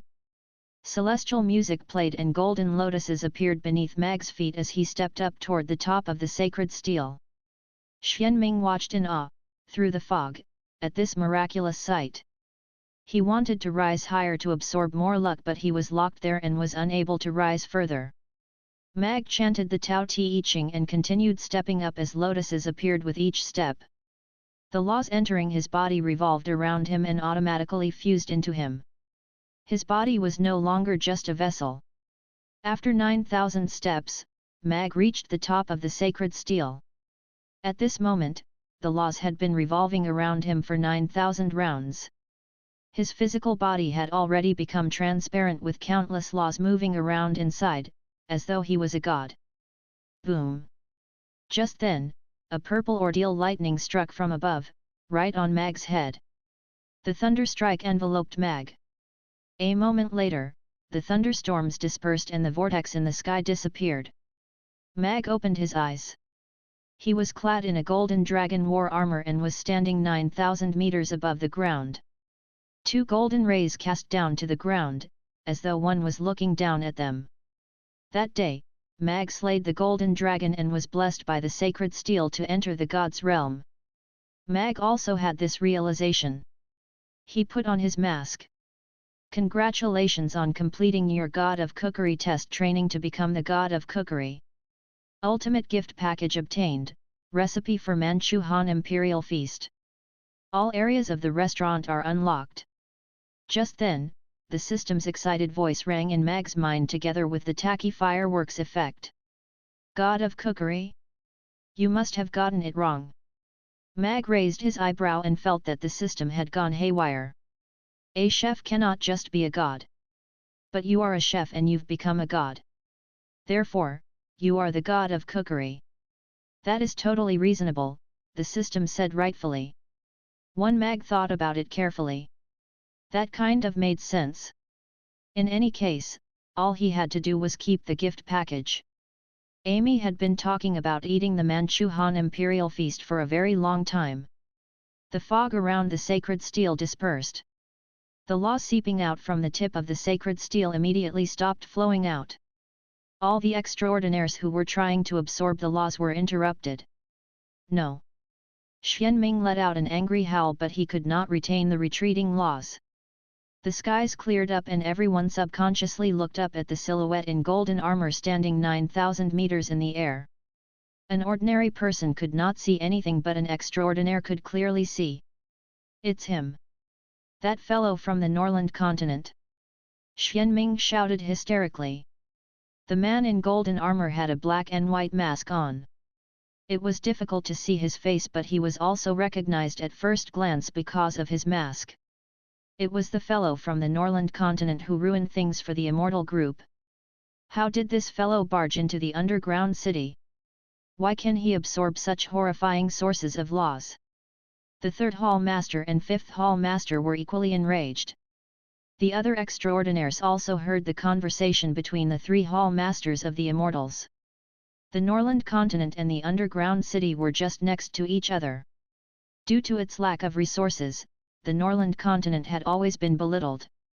However, a young almost extraordinaire had recently surfaced on the Norland continent. This matter had been spreading around, but the extraordinaires were not concerned about him. However, today, such a strange phenomenon had happened at the sacred steel, and this fellow who had absorbed so many sources of laws was actually from the Norland continent. This caused a huge commotion among the extraordinaires. Becoming an extraordinaire in a day. It's him indeed. I just don't know if this is a good or bad thing for the underground city. Ferdinand looked at Mag with a serious expression. The way things had turned out was already beyond his control. He actually really became an extraordinaire. Xi was in disbelief as she looked at the masked man in golden armor high up in the sky through her telescope. Kill him while he's just become an extraordinaire. Xuanming's gaze was filled with murderous intent. After saying that, he had already leapt into the air, dashing towards Mag. Upon hearing that, the other two hall masters also had the same murderous gaze. They rose up and got ready to join hands to kill Mag, who had just become an extraordinaire. Mag glanced at the three men in black robes accelerating up towards him. He smiled under his mask. After becoming a god, he would naturally need to have a weapon befitting his status. Mag reached his hand out towards the sacred steel. The sacred steel started rocking vigorously. A crack formed on its tip and a silver longsword flew out from within the sacred steel. The sword was a meter long. Its tip glistened under the light. Laws revolved around it and there were the words "Heavenly Questions" inscribed at the hilt. "Thank you for the gift." Mag gave his thanks silently. With the sword in his hand and the laws linked with it, it was as though the sword was a part of him. At the same time, the three silhouettes from below had already arrived before him. Xianming looked at the sword in Mag's hand greedily. This weapon would make him invincible if he could get his hands on it. A dark shuttle broke through the space and appeared behind Mag's head. Black laws revolved around it and its dark and corrosive aura was so strong that the space could also be corroded by it. Mag did not look back. However, when the shuttle was 10 centimeters from Mag's head, it stopped abruptly and was unable to advance further. How is this possible? Xianming was stunned. The sources of laws that he had absorbed helped him increase greatly in power. He had already surpassed the extraordinaire level. However, his laws were suppressed completely at this moment. The other two men in black took action at the same time. A black spatial hole disappeared beneath Mag's feet without a sound. Shooting stars exploded into vibrant fireworks above Mag's head. But nothing could get close to him. We are reasonable people. You can learn what is given to you but you cannot force it upon yourself. More importantly, you should not be hitting your ancestors with your ancestors' things. Mag raised the sword in his hand slowly and pointed it at Xianming as he said in a bright voice, "Immortal, you have caused trouble in the Norland continent and killed the Elf Queen. I will kill you today so that it can be a lesson learned for all." Mag's voice echoed around the sacred steel realm so all the extraordinaires present could hear. Even when the three extraordinaires joined hands, they could not hurt Mag at all. The extraordinaires were all stunned. When they heard Mag's words, they were even more shocked. "Let's go." Xuanming's expression changed. With a command, he split into 3, and then into 9, before escaping in all directions. The other two hall masters turned as pale as a sheet when they saw that Xianming had abandoned them. They all executed their escape tactics. One of them disappeared into the space while the other teleported. Escaping. The Heavenly Questions sword in Mag's hand disappeared and transformed into a ray of light, piercing through 9 shadows in the space, and stabbing right through Xianming, who was invisible, pinning him to the sacred steel. Following that, Mag punched the space and the third hall master who disappeared into the space was squashed and turned to mush as he fell to the ground. The Heavenly Questions sword disappeared once again. On the rooftop of the Twin Towers miles away, a silhouette stepped out from a teleportation portal and was immediately impaled. He fell to the ground with his eyes wide open. The Heavenly Questions sword returned back into Mag's hand. It gleamed under the light and there was not a trace of blood. Mag took a step out and disappeared from Tucker City. That day, the 10th Hall Master of the Immortals died on the streets. All the secret hideouts were raided. The Immortal group ceased to exist in the underground city from then on. At the foot of the sacred steel, the extraordinaires looked at the two bodies lying on the ground speechlessly. A fellow who had just become an extraordinaire could actually kill 3 experienced extraordinaire powerhouses as easily as killing ants. His powers and skills would send shivers down the spine of all the extraordinaires. Without a doubt, if they were the ones who went forward, they would not be able to escape the sword. On top of that, the warning of that man was still ringing in their ears. He declared that he would kill the Immortals because they caused trouble in the Norland continent. It was a brazen speech but also a frightening speech. The extraordinaires escaped in a frenzy, all returning to their homes to guard their family. I'm afraid this man will be the greatest downfall of the underground city. I was too rash. Ferdinand sat in his military vehicle with a serious expression as he returned to the military. What will he do after killing the Immortals? Xi also had a serious expression. Mag, who had become a god, seemed so far away and strange to her all of a sudden. No one dared to go near him and no one dared to size him up. Very quickly, the news of the immortals' death spread to the plutocrats. The large organization with tens of thousands of years of accumulated power, with the top 10 extraordinaires, countless almost extraordinaires, and 10th-tier powerhouses, was completely annihilated just like that, leaving nothing behind. The plutocrats were all worried about their safety. They activated their defenses and all the powerhouses returned to guard their family.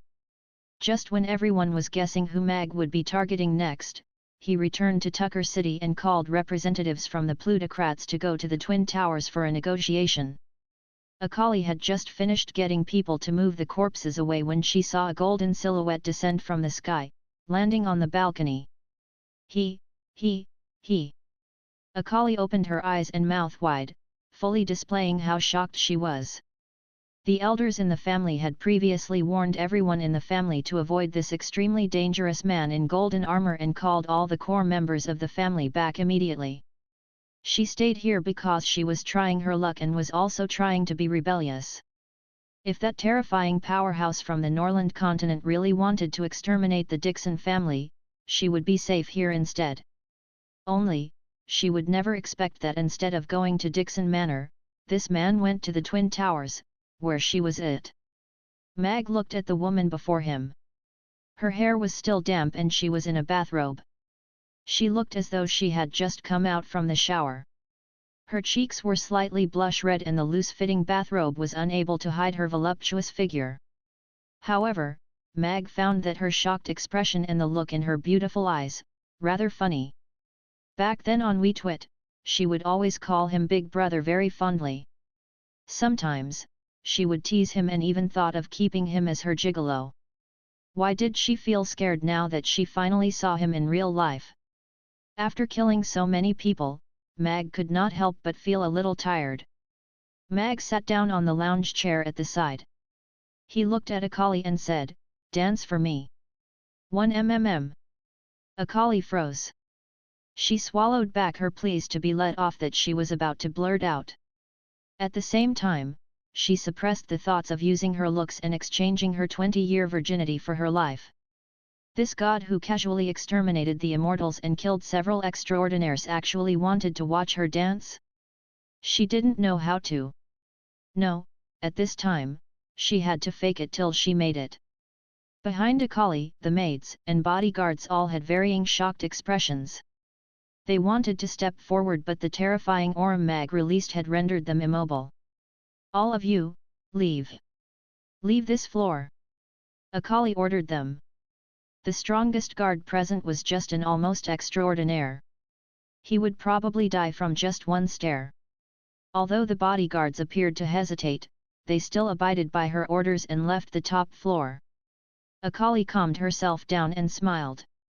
She looked at Mag and said, "I can't really dance. Why don't I do a strip-tease for you?" Now it was Mag's turn to be stunned. He just wanted to cleanse his eyes with some pure beauty after seeing so much blood to calm himself down, before meeting the plutocrats for a negotiation. He did not expect Akali to suggest a strip-tease. This. Begin. Mag remained calm. Akali bit her lower lip. She blushed. She thought that Mag would reject her suggestion and tell her to do something else. She did not expect him to be so direct.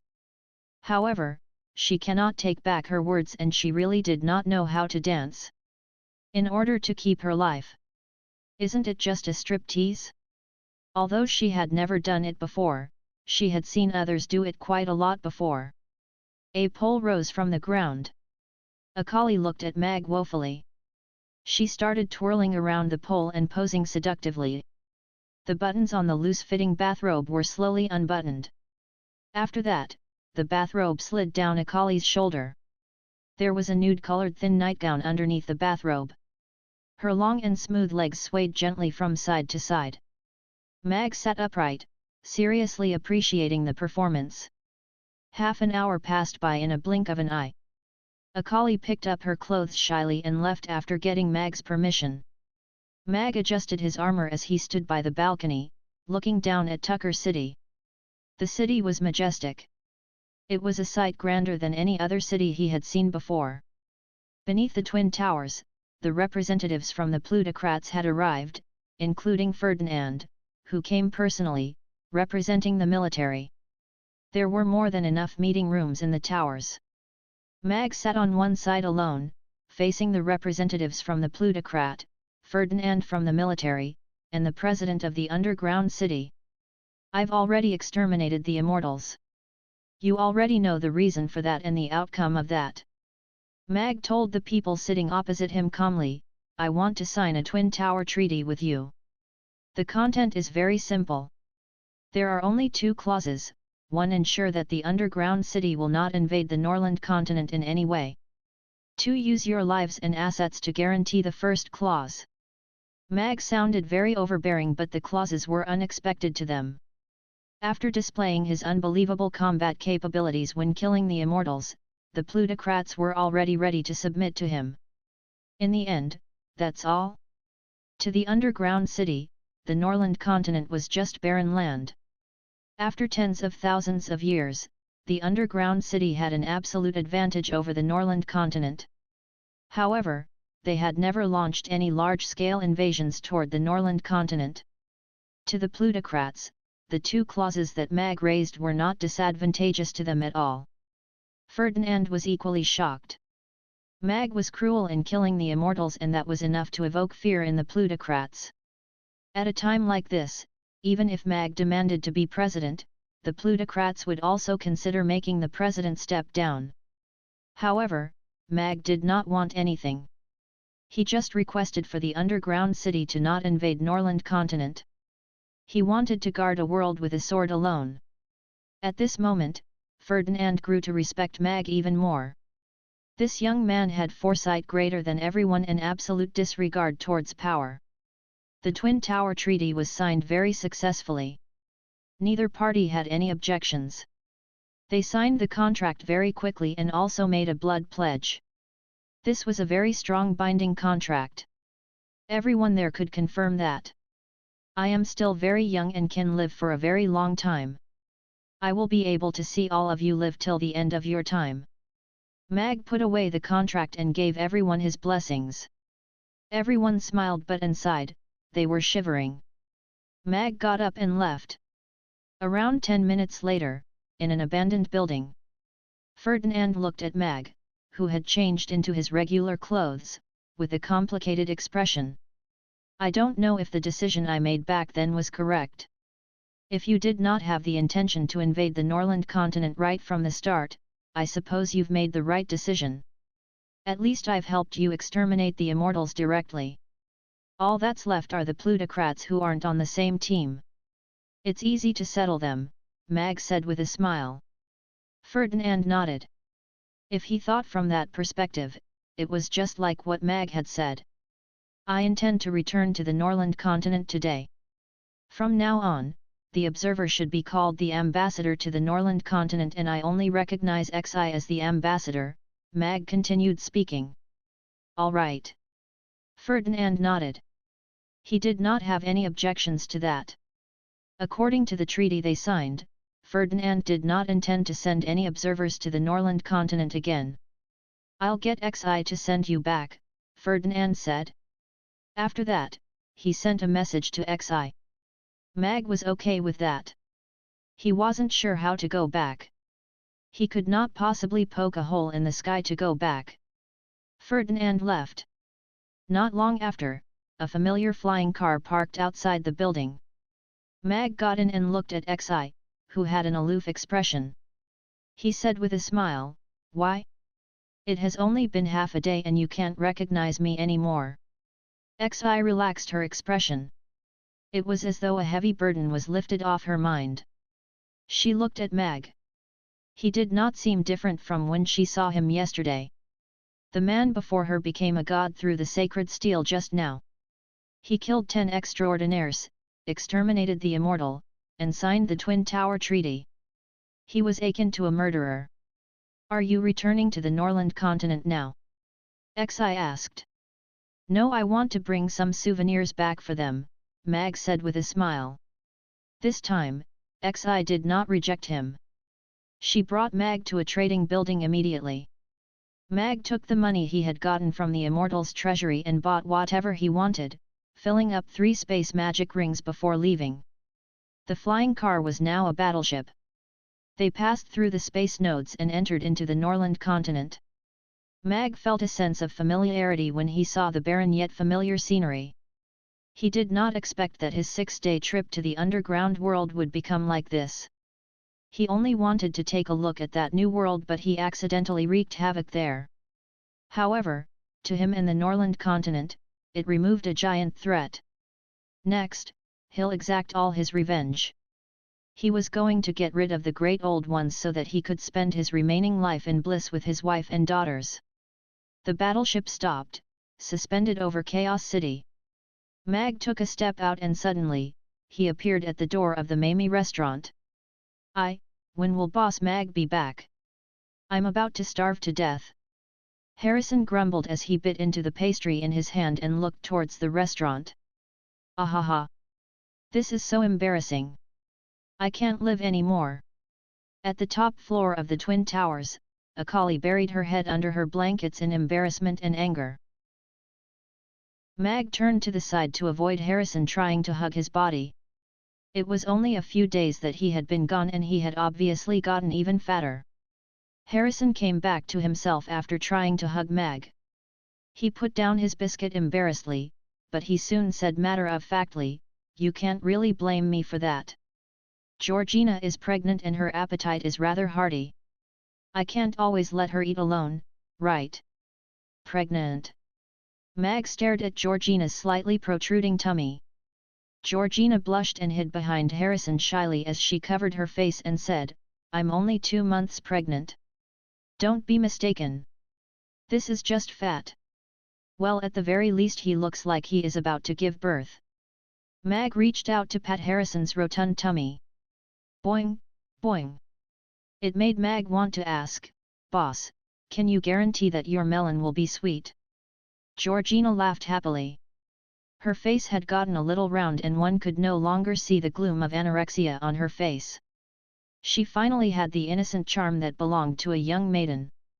Harrison was also smiling indulgently. Mag was always the one being lovey-dovey, so he really wasn't used to, nor could he stand, others being lovey-dovey. He took out his key and prepared to go in. "Boss Mag, will you be open for business today?" Harrison came over and asked expectantly. "I'm not open for business today. Come back tomorrow morning. I'll make sure that you guys get to have the piping hot soup dumplings." Mag shook his head with a smile. Although Harrison was a little disappointed, he still quickly nodded and said, "Sure, we'll return tomorrow then." Harrison helped Georgina into the carriage carefully as she waved at Mag. "Goodbye, Boss Mag." "Goodbye." Mag nodded smilingly. I seem to have heard Father's voice." At the second-floor open window of the magic potion shop next door, a little girl with upward-pointing pigtails poked her head out of it. Then, she tried to move half of her body out of the window and turned her head to look at the restaurant. Amy's eyes lit up instantly. She waved her hands and yelled with surprise, "Father! Father!" Then, she proceeded to fall out the window because she lost her balance. Oh! Before she could scream, Amy had already fallen into a pair of warm and sturdy arms. "You can't lean out of windows. You will fall." Mag hugged Amy and pinched the little one's chubby face. "It's fine. I can fly." Amy flapped her hands like a bee. "How can my daughter be so cute?" Mag already couldn't control his fatherly smile. The corners of his lips almost reached his ears. "Is your class over?" Mag flicked a glance at the magic potion shop. She should be taking Urian's magic class today. "I still have 15 minutes to go." Amy looked at her little genius electronic watch and shook her head in despair before pouting her lips and caressing her little tummy aggrievedly. "But little Amy is so hungry. I want to eat the grilled meat that Father makes. Those grilled meats with a lot of chilies. I'll make it for her right now."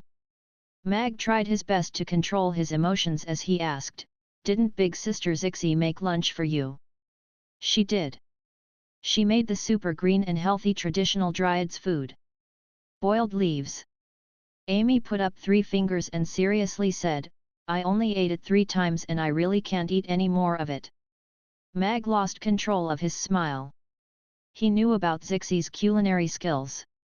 It was still fine when she cooked normal food, but once it had something to do with the Dryads' traditional food, it would become a dark cuisine. See how aggrieved the child was. She pouted her lips so hard that you could hang a bag on them. Then, we shall make an exception today. Father will play truant with you. Let's go home to make some nice food. Mag swiped Amy's little nose and carried her back towards the restaurant. Black Coal poked its head out of the cage and yelled, Amy played truant. Amy played truant. Stupid crow. I might just burn your feathers off again.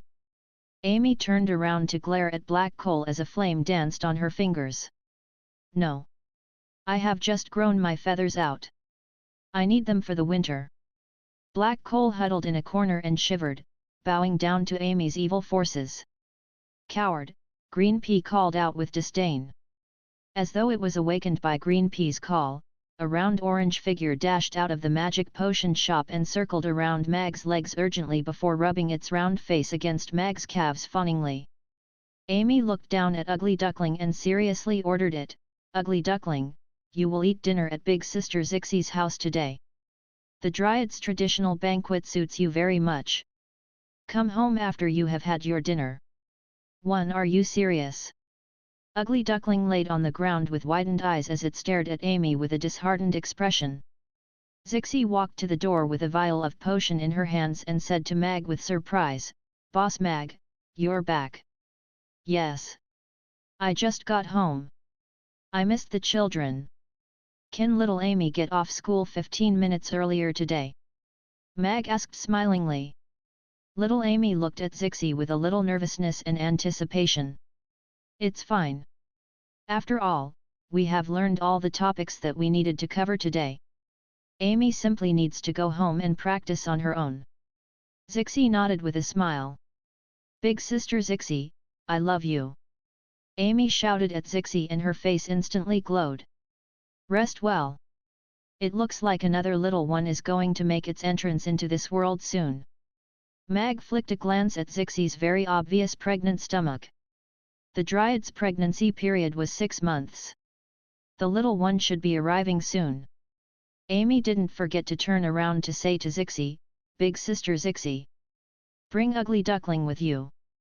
Only let it come home after it has finished its diet dinner. Sure.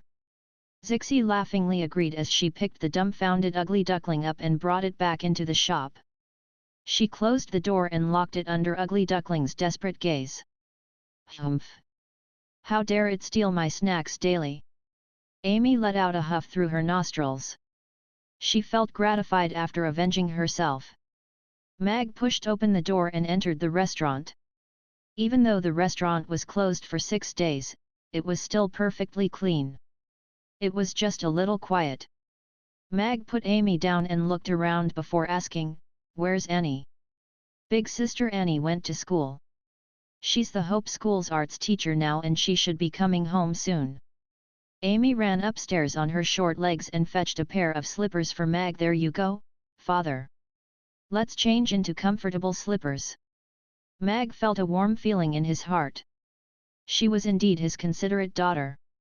Mag asked as he walked to the kitchen, Does little Amy prefer to have grilled mutton or grilled beef? Or perhaps, grilled pork belly? I want all of them. Amy jogged over to catch up with Mag. I want to eat all of them. Mag looked at the little one, who was full of expectations, and nodded. All right. I'll grill all of them for you. The fridge was filled with all kinds of ingredients supplied by the system. After putting on the apron, he processed and marinated the beef, mutton, and pork belly first. After finishing the prep work, Mag went upstairs to bathe and change into simple and clean clothes before coming down again. The meat was marinated and the stove was set up. It wasn't even 4 o'clock yet and only the father and daughter duo were in the restaurant, so Mag placed the little stove on the dining table and ate as he grilled. The pork belly was thinly sliced and it sizzled as soon as it was placed on the grill. Soon, the pork belly's fat became transparent and Mag swiftly brushed a thin layer of sauce over it before scattering some cumin powder and Sichuan pepper powder over it too, and then plating it. Amy had already prepared the lettuce. She wrapped the pork belly up and removed the bamboo skewer. The 3 pieces of pork belly were stacked together. She popped them into her mouth and chewed. The sweet and refreshing lettuce wrapped around the grilled pork belly was crispy and tender. She enjoyed the great feast of chewing the meat, yet it wasn't too oily. It was a perfect match. Of course, Mag didn't like to wrap it with lettuce. He preferred to pop the greasy pork belly straight into his mouth. He loved the sensation of the fat squirting in his mouth. It was fatty, yet not greasy. This was his basic skill of grilling pork belly. It was natural that children had a lighter taste. After eating a few skewers of pork belly, the grilled beef cubes were ready too. He brushed 3 layers of chili sauce over it and dipped it in the chili powder. It only basically reached Amy's request of eating spicy grilled meat. Amy held the bamboo skewer like a squirrel as she blew gently at it. Then, she opened her mouth wide to bite off a beef cube. Her cheeks instantly puffed out as she chewed happily. "Father, you eat too." Amy passed her skewer to Mag. "Father isn't hungry. Little Amy can eat them slowly. There are a lot of them and they are all yours." Mag looked at Amy indulgently. Speaking of it, many things had happened recently and he was exhausted trying to handle them. His care and concern for Amy had been lacking greatly. Now that he had become a god, he should take more time to keep his children company after he settled the remaining matters. Just like that, one person grilled and the other person ate. The father and daughter were enjoying themselves tremendously. Then, the restaurant's door was pushed open. Irina, who was holding a takeaway roast goose with a motherly smile, stood at the door and stared at the father and daughter duo, who were eating the grilled meat, and the stack of bamboo skewers next to them. Her delicate eyebrows shot up like 2 swords and she said with an angry voice, "You guys are eating grilled meat behind my back. Oh, wifey! Listen to my quibble." Mag immediately put down his skewers. Before he could quibble, Irina had already closed the door and tossed the roast goose away. She sat next to the table and took the grilled beef kebabs that Amy passed to her and instructed Mag add another 50 beef kebabs and 50 mutton kebabs each. "There's pork belly too?" "Then, add another 100 pork belly kebabs too." "Hey!" Mag tried to speak out, but he eventually went back into the kitchen to prepare the kebabs. Mag asked Irina, who was enjoying her meal, as he grilled the kebabs, "Where's Yi?" "In the ice cream shop. Firas and the ladies are caring for her." Irina ate 5 beef kebabs and mutton kebabs in a row and gulped down the iced beer that Mag passed to her before appraising Mag properly. Suddenly, a hint of disbelief appeared in her eyes and her voice quivered slightly. "You have become a god?" "Yes. I encountered some opportunities over there." Mag nodded with a smile, but he didn't elaborate in front of Amy. Tears gathered in Irina's eyes, but she soon became normal again. She took the kebab in Mag's hand and fed him with it. "You have some as well." Amy chimed in as she chewed on the mutton cubes.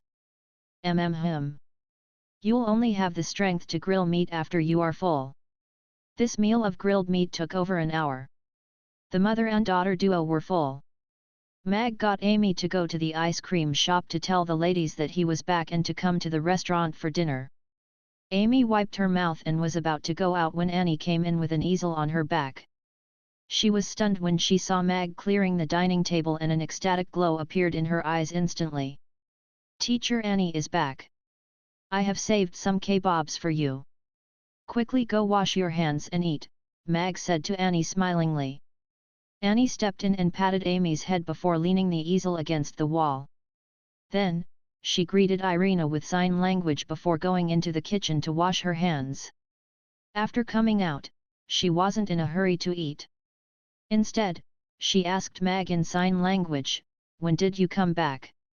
Mag said as he placed the meat on the grill, "I just came back a short while ago.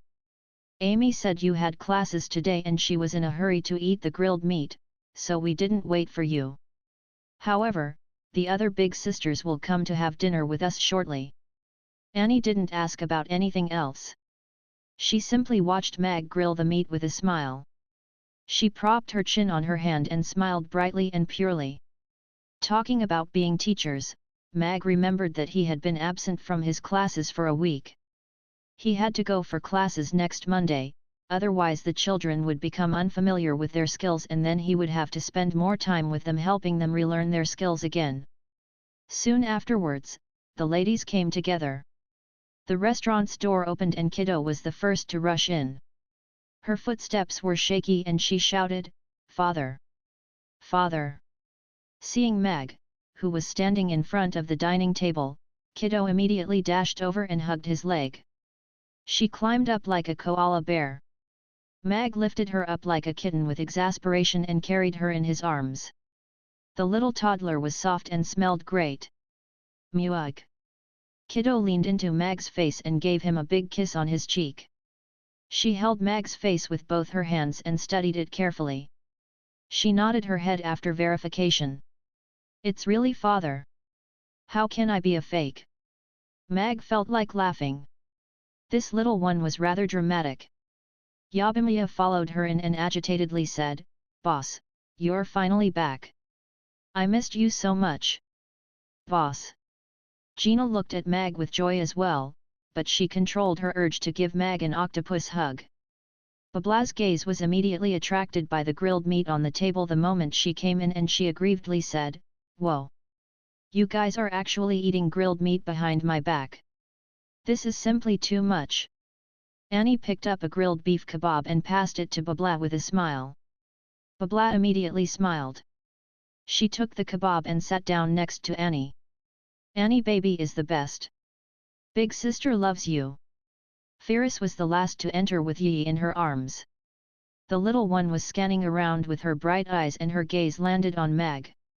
She immediately made yi-ya sounds and reached her little arms out for a hug. "We're not really very familiar with each other, so why are you so enthusiastic?" Mag took little Yi from Firis reluctantly. The little one sniffed him like a dog before closing her eyes and falling asleep instantly. "Mag, am I a hypnotic bed?" "Boss looks very nice to sleep on," Yabimiya said softly. Elizabeth's lips moved, but she held back her smile. However, when she looked at Mag, she felt that Mag seemed to be rather different, but she couldn't pinpoint exactly what was different. Mag put Yi to sleep in a stroller as he asked the rest, "What are we eating tonight? Grilled meat? Hot pot? Or stir-fried dishes?" Yabimiya stated her request. "Actually, we have had hot pots and grilled meats for the past few days. Rena and Firis have already mastered the techniques. I would like to have red braised pork." "I would like to have the beggar's chicken," Gina said.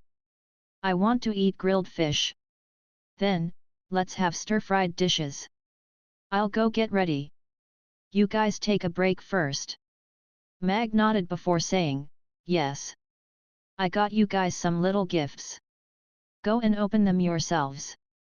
He took out a bunch of presents from one of the magic rings and gave them to the ladies. The ladies opened the presents happily, but Firis followed Mag into the kitchen. "Let me assist you." Mag didn't reject her. Firis was an excellent helper cook. With her help, things could be done faster. The sounds of the ladies' exclamations and doubts came from the outside. They were all gifts Mag brought back for them from Underground City. He didn't deliberately choose high-tech stuff. He chose things that were more practical. "It's so cooling and comfortable."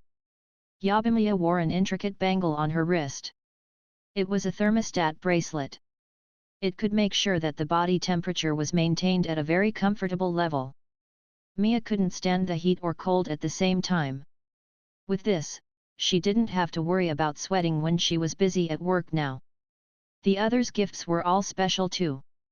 Mag had chosen all of them carefully. For example, Amy got a Super Tidbits gift package, which included 100 Underground City's most popular tidbits, and they were all in extra large size. Annie got a painting board, but it wasn't an ordinary drawing board. It would turn into a bangle when it contracted and transform into a big drawing board after it expanded. The finished drawings would be saved in the drawing board. It was, without any doubts, a great tool for outdoor drawing.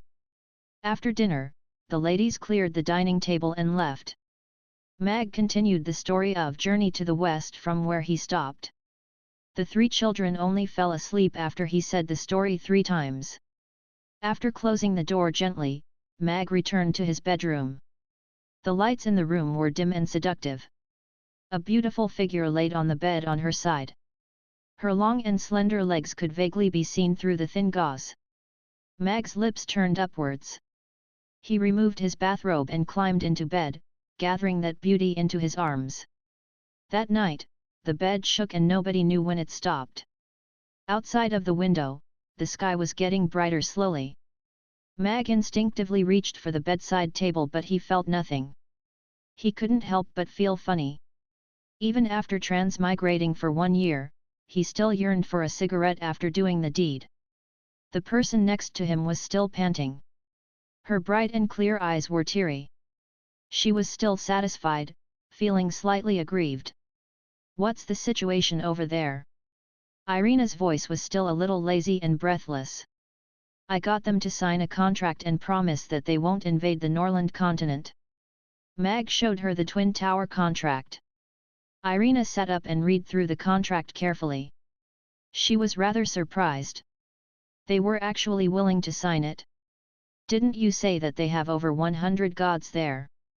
"I killed 10 of them after I became a god. I destroyed the Immortals, the most powerful mysterious organization in Underground City, so they don't have any way of objecting now," Mag said matter-of-factly.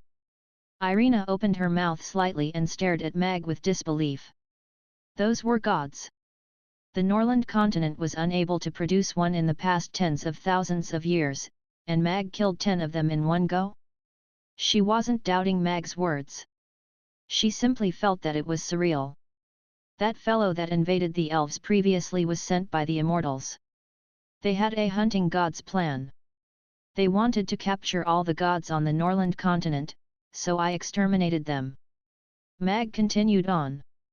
Irina pursed her lips and threw herself into Mag's arms.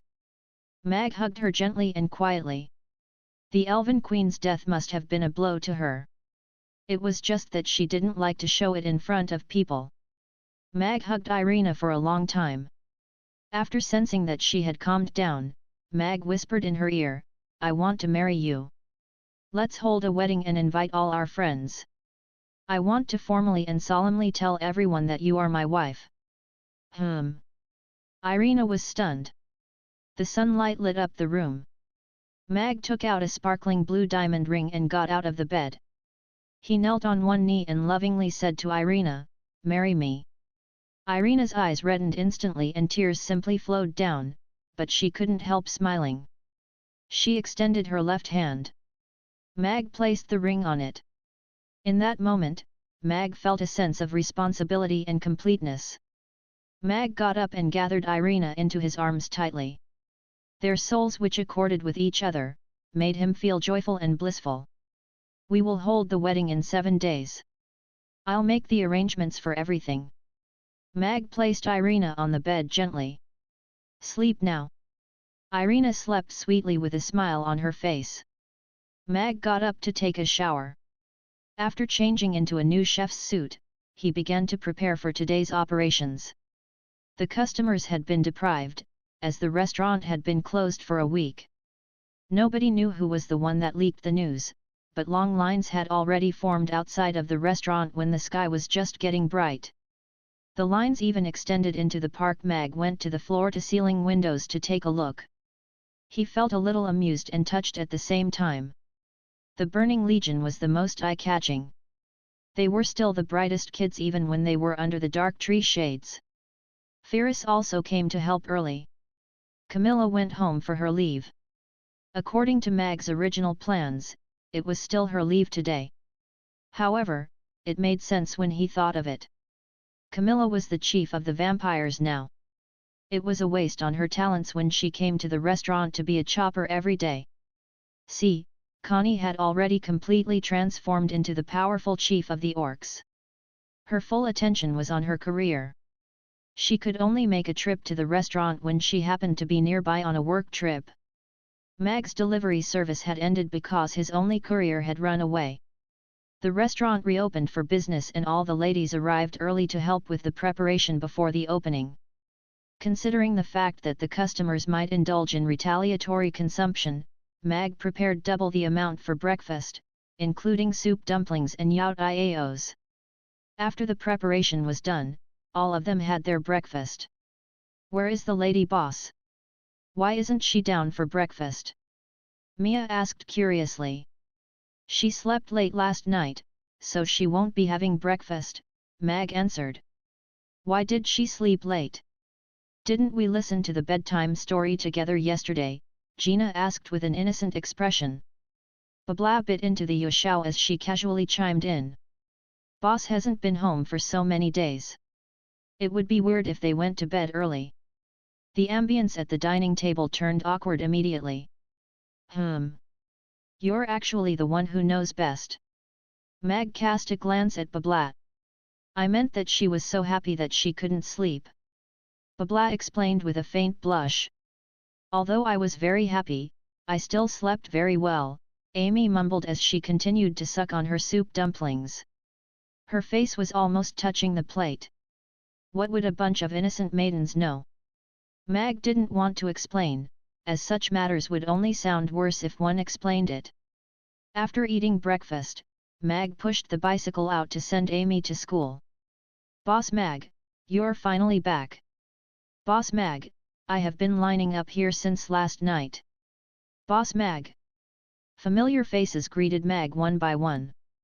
There was a hint of a grievance in their tone. Mag greeted them familiarly before escaping on his bicycle. Mag parked the bicycle at the Chaos School's gates. He greeted the mister guarding the gates before holding Amy's hand and sending her to her magic classroom. You. Krasu took the breakfast from Mag as he stared at him with shock. The feeling that Mag gave him today was completely different. He had returned to his original nature. Krasu could no longer detect his aura. Krasu had formed a guess, but he couldn't ask Mag directly.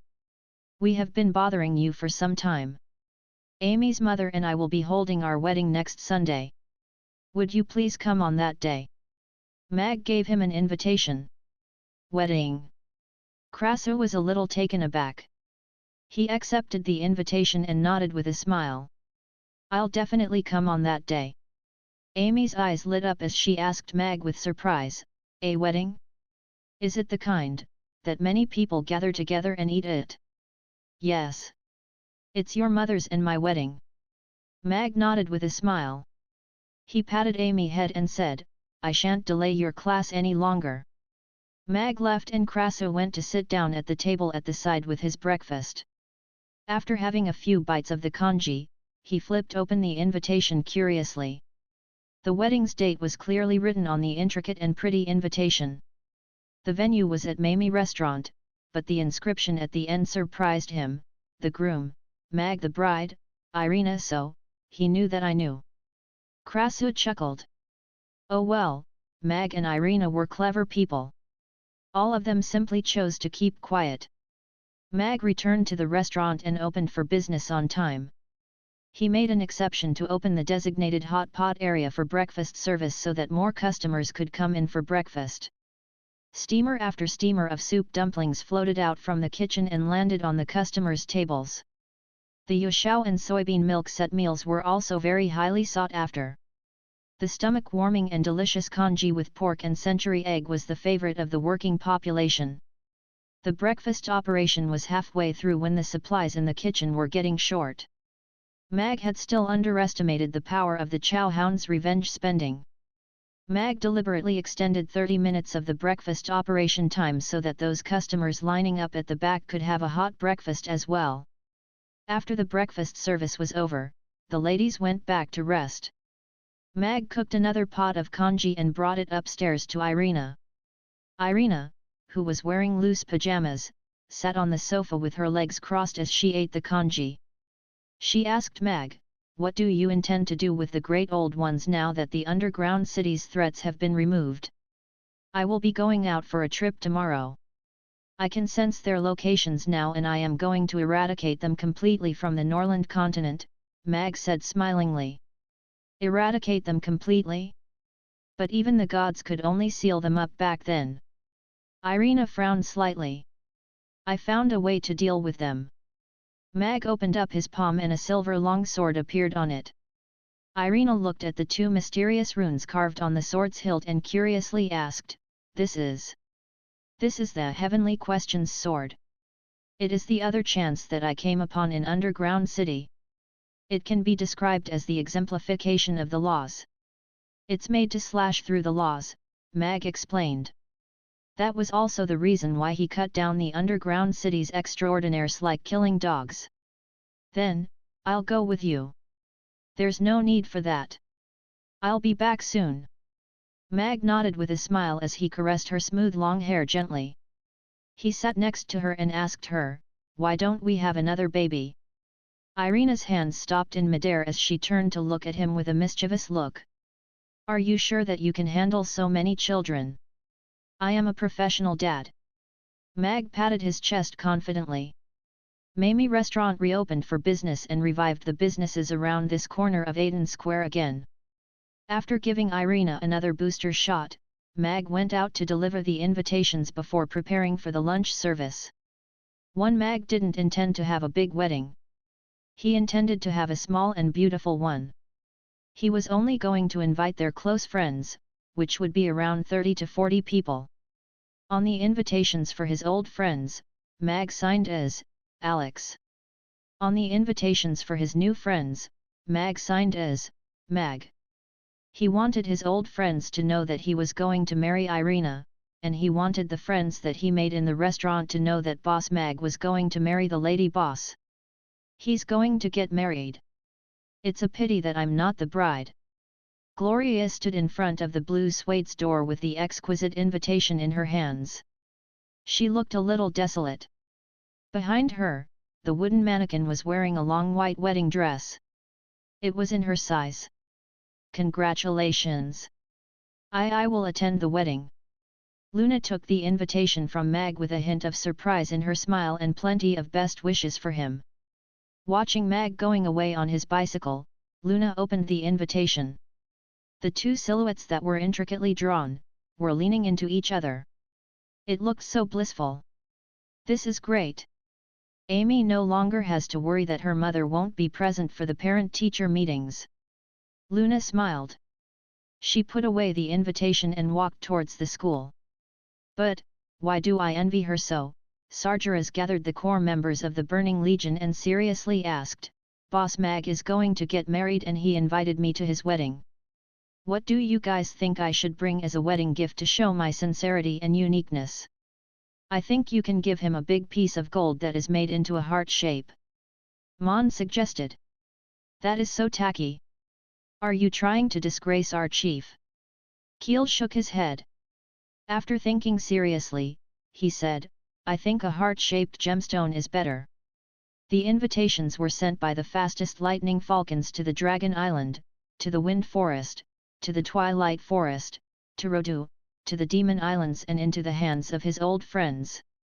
Meanwhile, in Chaos City, the news of Boss Mag planning to hold his wedding, had leaked out. Overnight, 900 million maidens' dreams were shattered. This is absolutely a romantic epic, heroic blockbuster. Vicky looked at the invitation in her hands with an agitated expression. She had already found out about what Mag did after he entered Underground City, including slaughtering the immortals and sealing the Underground City's entrance to the Norland continent. Even though she held the pen, she would never dare to write that. Underground City that had born and bred her, had become the backdrop, but it didn't affect her adoration for Mag, who had transformed into a hero.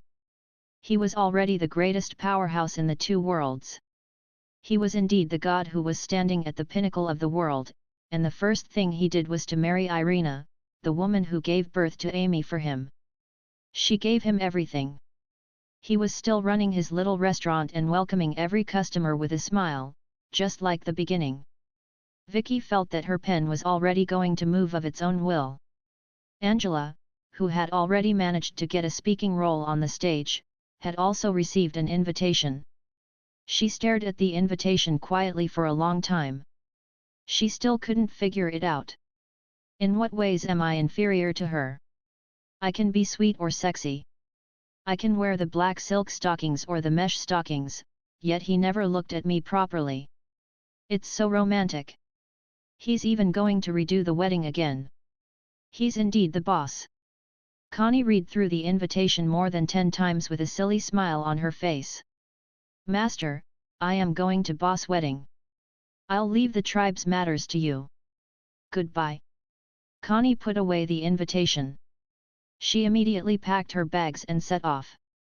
Rex walked out of the tent and perplexedly said, "Isn't the wedding in a week's time? Why are you setting off so early?" I'm afraid some feelings might pop up on the way, so I'll give myself more time to react," Connie said embarrassedly. Rex sighed inwardly. She did know herself very well. "I'll make the trip with you," Rex said. "It's fine. I'm just going to the wedding." Connie had already run out of the tent and her voice came from the outside. "I'll ride the fastest lightning griffin there. That fellow has become stupid after you have been riding it frequently." Rex dissed inwardly, but he didn't say anything. One after Mamie restaurant operated normally for a day, its boss used the excuse of wedding preparations and took a day off. This excuse was accepted by the customers temporarily. Mag piloted the battleship that Xi gifted to Mag on Ferdinand's behalf and headed straight to the land at the extreme north. The battlefield ruins at the extreme north was where that half of Thulhu was sealed, and it still had dozens of 10th-tier powerhouses standing guard. Mag put on his Alex mask and descended from the sky. The alarm was triggered and 2 figures instantly dashed out. A few garrison teams also surrounded him. "I'm Alex. I'm here to kill the devil in the seal." Mag identified himself. The 10th-tier powerhouse ascertained Mag's identity, but they couldn't understand the purpose of his trip. "Lord Alex, this devil can't be killed. You sealed it personally, so how are you going to kill it today?" a demon powerhouse asked perplexedly. The other 10th-tier powerhouses were equally perplexed. They even doubted Mag because today, "I am different from that day." Mag extended his hand and the Heavenly Questions sword appeared on his palm. Boundless aura was released. All the 10th-tier powerhouses went white. They instinctively retreated a few hundred meters backwards and looked at Mag, who was standing under the sealed steel, with disbelief. Such an immense aura was godlike and it made them want to kneel and pray to him. This Alex was already different from the Alex who had fought with the devil that day. He has become a god," an elderly elf exclaimed. Mag didn't explain anything to them. He stepped into the seal. Thulhu's black-scaled gelatinous body was still immensely huge. Its gigantic bat wings were folded and it seemed to have sensed Mag's arrival because it let out a series of jarring sneers. "Tiny human, you will die one day, but I will be forever. When this seal spell formation rots, it will be time for me to descend upon the Norland continent again." Mag coldly said to Thulhu, who was squirming, "This useless body of yours is indeed not as useful as your head. After all, it can provide octopus tentacles for the whole city. With such output and contribution, it deserves a little plaque for being the best supplier." "Arrangements will be made immediately," the system answered. "Tiny." Before Thulhu could finish speaking, a white beam of light slashed out from Mag's sword and pierced through Thulhu's body several times. Beams of light emerged from Thulhu's stabbed body. The flying sword returned and landed in Mag's hand. Thulhu's gigantic body suddenly exploded and turned into nothing. "I'm actually very big. You can't withstand me." Mag put away his sword and left the seal without a backwards glance. On that day, Thulhu died and the seal on the ice sheets was removed. The guards who were posted at this cold and miserable place, got to return home. Also, on this day, Mag went over all the Norland continent's mountains and rivers to kill the 15 great old ones. Only that half of Thulhu outside of Chaos City was left. The news of Alex becoming a god was spread throughout the Norland continent. Sean entered the palace urgently, but this heavily guarded palace still couldn't give him much sense of security. Night fell and Mag, who had been busy running around for the whole day, came to the palace at the center of Rodu. Ere lithe next morning, the Roth Empire declared to the world, the king, Andrei, and the crown prince, Sean, died consecutively after contracting a deadly disease suddenly. The third prince, Yuri Edward, has been crowned as the king. Due to his tender age, Princess Vanessa will be the regent princess. The world was shocked. Are you sure that you want that dress? Or, do you want to try another dress? Mag was holding onto 2 wedding dresses. Irina looked at the wedding dresses in Mag's hands with great difficulty. One was a thin gauze dress in a refreshing look, while the other was in an opulent style with a long train. She liked them both, so what was she going to choose? Mag saw Irina's hesitation and smilingly said, "Why don't we keep both of them? You can change your dress during the wedding process. I think that will be great." Irina nodded. The wedding date closed in quickly. Mag had intended to give Irina an intricate and beautiful wedding, so that she could have a beautiful memory. Hence, Mag had been busy for the past few days. The most taxing was the Manchu Han Imperial Feast with 108 dishes in his mind. Mag had promised Amy to make the Manchu Han Imperial Feast for her, so he couldn't eat his words. However, this 108 dishes workload was tremendous. Fortunately, after breaking through to the god's realm, his understanding and control had reached their peak. He had already grasped most of the dishes in the last short few days. Amy ran over and curiously asked, "Father, Kiddo and I only need to hold the flowers tomorrow, right?" "Flowers? Where are the flowers?" Kiddo, who was playing with building blocks on the floor, looked around, before continuing to play with the building blocks again. "Yes. You two only need to walk in front of us with the flowers. Then, you can go eat to your heart's content." Mag nodded and patted Amy's head. "Furthermore, Father is going to make the Manchu Han Imperial Feast for you guys tomorrow." "The Manchu Han Imperial Feast? Is it that Manchu Han Imperial Feast that has 108 dishes and can be eaten over 3 days? Amy's eyes lit up as though a light was sparkling inside them. "You remembered it." Mag couldn't help smiling. Indeed, a chowhound would never forget about food. "Of course. That was the first time Father promised to cook delicious dishes for me." Amy nodded matter-of-factly. Let's eat together with everybody tomorrow, then we will have 3 days of different dishes ourselves." Mag nodded with a smile. Of course, he couldn't be serving 108 dishes to the wedding guests, so he intended to select 36 dishes for tomorrow's banquet. "Yes, yes." The little one nodded and grinned from ear to ear. The night before the wedding, according to the elves' rule, Irina didn't stay in the restaurant. Instead, she went to the factory in the north of the city. Mag put the 3 children to bed early. He laid on the bed and tossed and turned, but he was so excited that he couldn't sleep at all. This was his first time getting married and being a groom in 2 lifetimes. After a sleepless night, Mag got up early the next morning. However, different from the usual grooms who were in a hurry to go out to fetch the bride, Mag went downstairs to prepare the lunch banquet. He wanted to give Irina beautiful memories for this wedding and leave a deep impression on all the guests present.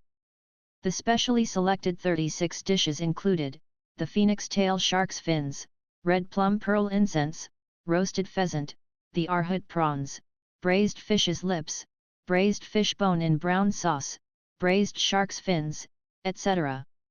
The system had already prepared all the ingredients for Mag in advance, but there was still a lot of preparation work that needed to be done in advance. Fortunately, Mag was different now. He had money now. The ingredients flew out of the fridge in sequence and were washed according to their different requirements. Then, fathead fish flew around in the air and the cut ingredients rained down and fell into the big plates that were prepared in advance. In less than half an hour, the ingredients that needed to be prepared in advance were all done and the stewed dishes were stewed in the pots over a mild fire. Only then did Mag go upstairs to bathe and change. He wore a smart black suit and back-combed his hair. He even shaved his mustache, making him look even more handsome and alert. The three little ones were up too and they had changed with Gina's assistance. The pink dresses looked very, very cute. Wow, father is so handsome. Amy ran downstairs and she looked infatuated. Gina looked at Mag with brightened eyes as well. She blushed unknowingly. Boss looked even more handsome today. All right, let's go and fetch the bride. Mag picked up Amy with a smile and walked to the door. Many people had already gathered outside of the restaurant. The news of Mag getting married had already spread all over Chaos City for the past few days. As the perpetrator that shattered the dream of 900 million maidens, he still made many young maidens and women come to witness the ceremony. For today's wedding, the city lord's castle specially sent law enforcement teams to maintain the order. There was a team of ritual guards of honor to assist with the wedding. Moreover, the city lord would preside over the wedding personally too. Such a standard was the first in Chaos City. Mag opened the door and stepped outside. Screams and cheers erupted in the crowd immediately. My heavens! He's so handsome! Why am I not the bride? I'm so aggrieved. Excuse me, will you consider taking a concubine? The ladies went crazy as soon as Mag appeared in his suit. A red convertible classic car was parked in front of the door. Its bright red exterior was extremely glaring under the sunlight. Mag had custom-made it from the system. The city lord's castle did arrange horse-drawn carriages, but Mag rejected them. He didn't think it was showy enough. Of course, his initial plan was to go fetch Irina on Ozzy's back. He would then circle around Chaos City 3 times. That definitely would have been showy enough. However, this plan was too over the top and it would expose their identities. Thus, it was called off. A convertible classic car was understated opulence. The train was already running on the tracks and had begun its initial passenger-carrying operations. Therefore, even though this car with 4 wheels running on the road was catching people's attention, it wasn't too exaggerated. Mag got into the car and sat in the driver's seat. The 3 little ones sat in the back seat and Annie was taking care of Kiddo. Yabimiya stood next to the car. She clenched her fist and encouraged him. Go ahead, boss. Leave the restaurant to us. The ladies from the restaurant were all here. Elizabeth, Shirley, Anna, Jane, Babla, Rena, and Angela were all here. Oh, Camilla didn't come. Mag didn't care about that so much. He nodded at the ladies and started the car. He was off to get the bride. He drove the car to the north of the city and stopped outside of the textile factory's gates. The elves liked simplicity, so the textile factory wasn't decorated. Only a rainbow carpet was extended from the door to the front gates. The princess was getting married today, so the factory stopped its operations for 1 day. Its ambience was also very celebratory. The residents only knew that Boss Mag's bride was an elf, so it seemed rather reasonable that he went to the textile factory where the elves congregated to fetch her. The residents didn't spend too much time thinking about that. Mag got out of the car and stood in front of it as he stared at the door expectantly. The music played and it was played by the elves' traditional ocarinas. Irina walked on the rainbow carpet with Ashley and Ferris next to her. The opulent pure white wedding dress made her look even more pure. She wore a little gold crown which made her look noble and elegant. Mag stared at her. He only felt that he would never find another person as beautiful and lovely as her in this world. He couldn't help but smile. Irina also looked at him. Even though she looked solemn, her eyes were full of smiles. He actually shaved his mustache. He looked rather good, like a teenager. The newlyweds were flirting with their eyes. Firis was still in a daze. She only realized this morning that the princess was the lady boss and Amy was the little mistress that she was missing dearly. And, she, was just a clown? Mother is so beautiful. Amy clutched her hands together with sparkling eyes. Beautiful, senior mom. Kiddo also poked her head out and tried her best to stare at the bride who was walking over on the rainbow carpet. Annie got a drawing board out and expanded it to the size of 16K. She drew on the screen and the image of Irina walking over on the rainbow carpet appeared on the drawing board. I am here to fetch you. Mag opened the passenger seat door with a smile. Irina only looked at him lovingly before getting into the passenger seat. Mag got into the car and nodded at Firis and Ashley. I appreciate your help. Please come to our wedding. Ashley nodded smilingly. She felt gratified like an elder. Firis nodded woodenly. She still couldn't recover from the shock. Mag fetched Irina with a car and 3 children, but the bride's entourage was exceptionally luxurious. 500 elves riding on unicorns, carried all kinds of dowry as they sent their princess to her wedding. The red convertible sports car led the way and 500 handsome elves escorted them on beautiful unicorns. This unique scene made the pedestrians stop and watch. When the people saw the good-looking newlyweds in the car, they all gave them their blessings. With the city lord's castle staff helping to maintain the order, the wedding entourage reached Mamie restaurant successfully. The red carpet stretched from the restaurant's door all the way to the park. The field at a corner of the park had been painstakingly decorated. A flower path led to the small platform in the center while dozens of chairs were set up at both its sides. All the guests had already taken their seats. People realized with shock that the guests were all VIPs. The city lord Michael was presiding over the wedding. The Buffett Bank's Miss Shear came. Principal Novan of Chaos School came. Roland the Lord of the Grey Temple came. Camilla the Chief of the Vampires came. Urian the Lord of Ice came. Master Ram, the God of Forging, came. Dracula the Vampire Ancestor came. That's not all. Isn't that young and noble elf sitting at the corner, the Elven Queen, Sally? Could that strapping man be Rankster, the Frost Dragon's powerhouse in the demigod realm? Boss Mag's friends are simply shocking. This is more than shocking. It's earth-shattering. My goodness! The surrounding crowd was completely shocked by the guest lineup. The wedding car stopped and Mag helped Irina to get out of the car. The guests all looked over. Almost all of them had a smile on their faces. Michael stood on the platform and was about to officiate the wedding ceremony. Wait a sec. Right then, an exclamation came from the sky. A blackish-grey griffin spiraled down from the sky and crashed towards the wedding venue. Novan lifted his right hand and a spatial cushion appeared above them. It caught the griffin that fell from the sky and placed it on the ground gently. A lean and tiny figure kicked the griffin away and crawled out. She smiled at the crowd, who was staring at her weirdly. Pardon me. I'm a little late. It was Connie who had set off 1 week ago. Isn't that the new chief of the Orcs, Miss Connie? She came too. But, she seems to have bumped into some trouble on her way here. Someone recognized Connie very quickly and they all began to discuss among themselves. Connie covered her face and quickly ran to sit next to Bablat, pretending that nothing had happened. Now, everyone was present. The Elven orchestra played the traditional music and Amy and Kiddo led the way with flower bouquets. Irina held Mag's arms and stepped onto the path of flowers. Michael sincerely blessed the newlyweds with the ancient Norland continent's wedding blessings. Mag led Irina to the platform. The two of them stood facing each other and gazed into each other's eyes.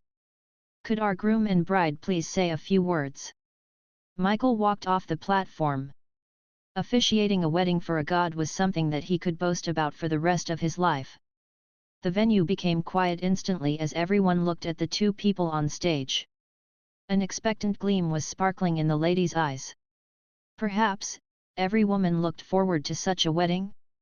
Mag looked at Irina as he felt his heart racing.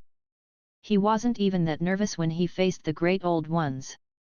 His voice was hoarse due to his nervousness, but he charmingly said, "In death or life, even when separated and far apart, with you I made an agreement, I grasped your hand, together with you, I am to grow old. I will uphold this promise." Irina smiled happily and with tears sparkling in her eyes. She suddenly understood what the 3 years of perseverance was for. It was for their family to reunite again. It was for her to be able to stand here and marry him at this moment. Mag pulled her into his arms and hugged her tightly. Thunderous loud applause rang out with a few soft sighs in the midst. The wedding ceremony ended in the fragrance of lemons. It was modern and yet touching. It would start a new wedding trend in Chaos City. Mag held Irina's hand and led her back to the restaurant. On the second floor was their newly decorated bedroom. The guests also returned to the restaurant and waited for the banquet to start. Given the guests' identities, the wedding banquet had never been an important part to them. However, this was Mag's wedding. It was different because he was going to cook personally. "If he isn't cooking today, I might not have come," Dracula said to Camilla, who was sitting next to him. "You have matured." Camilla dissed. She was a little out of sorts. Amy held onto her bowl and found a great position for hers elves. She was sitting in between Annie and Kiddo, who wouldn't eat much. Ugly Duckling was crouching at Amy's feet, wondering if it could get to eat some meat today. Everyone took their seat and started to chit-chat. Many of them knew one another, so they were not bored. Sheer sat with Gloria, and Luna and Sally were sitting at their table with Vicky and Xi.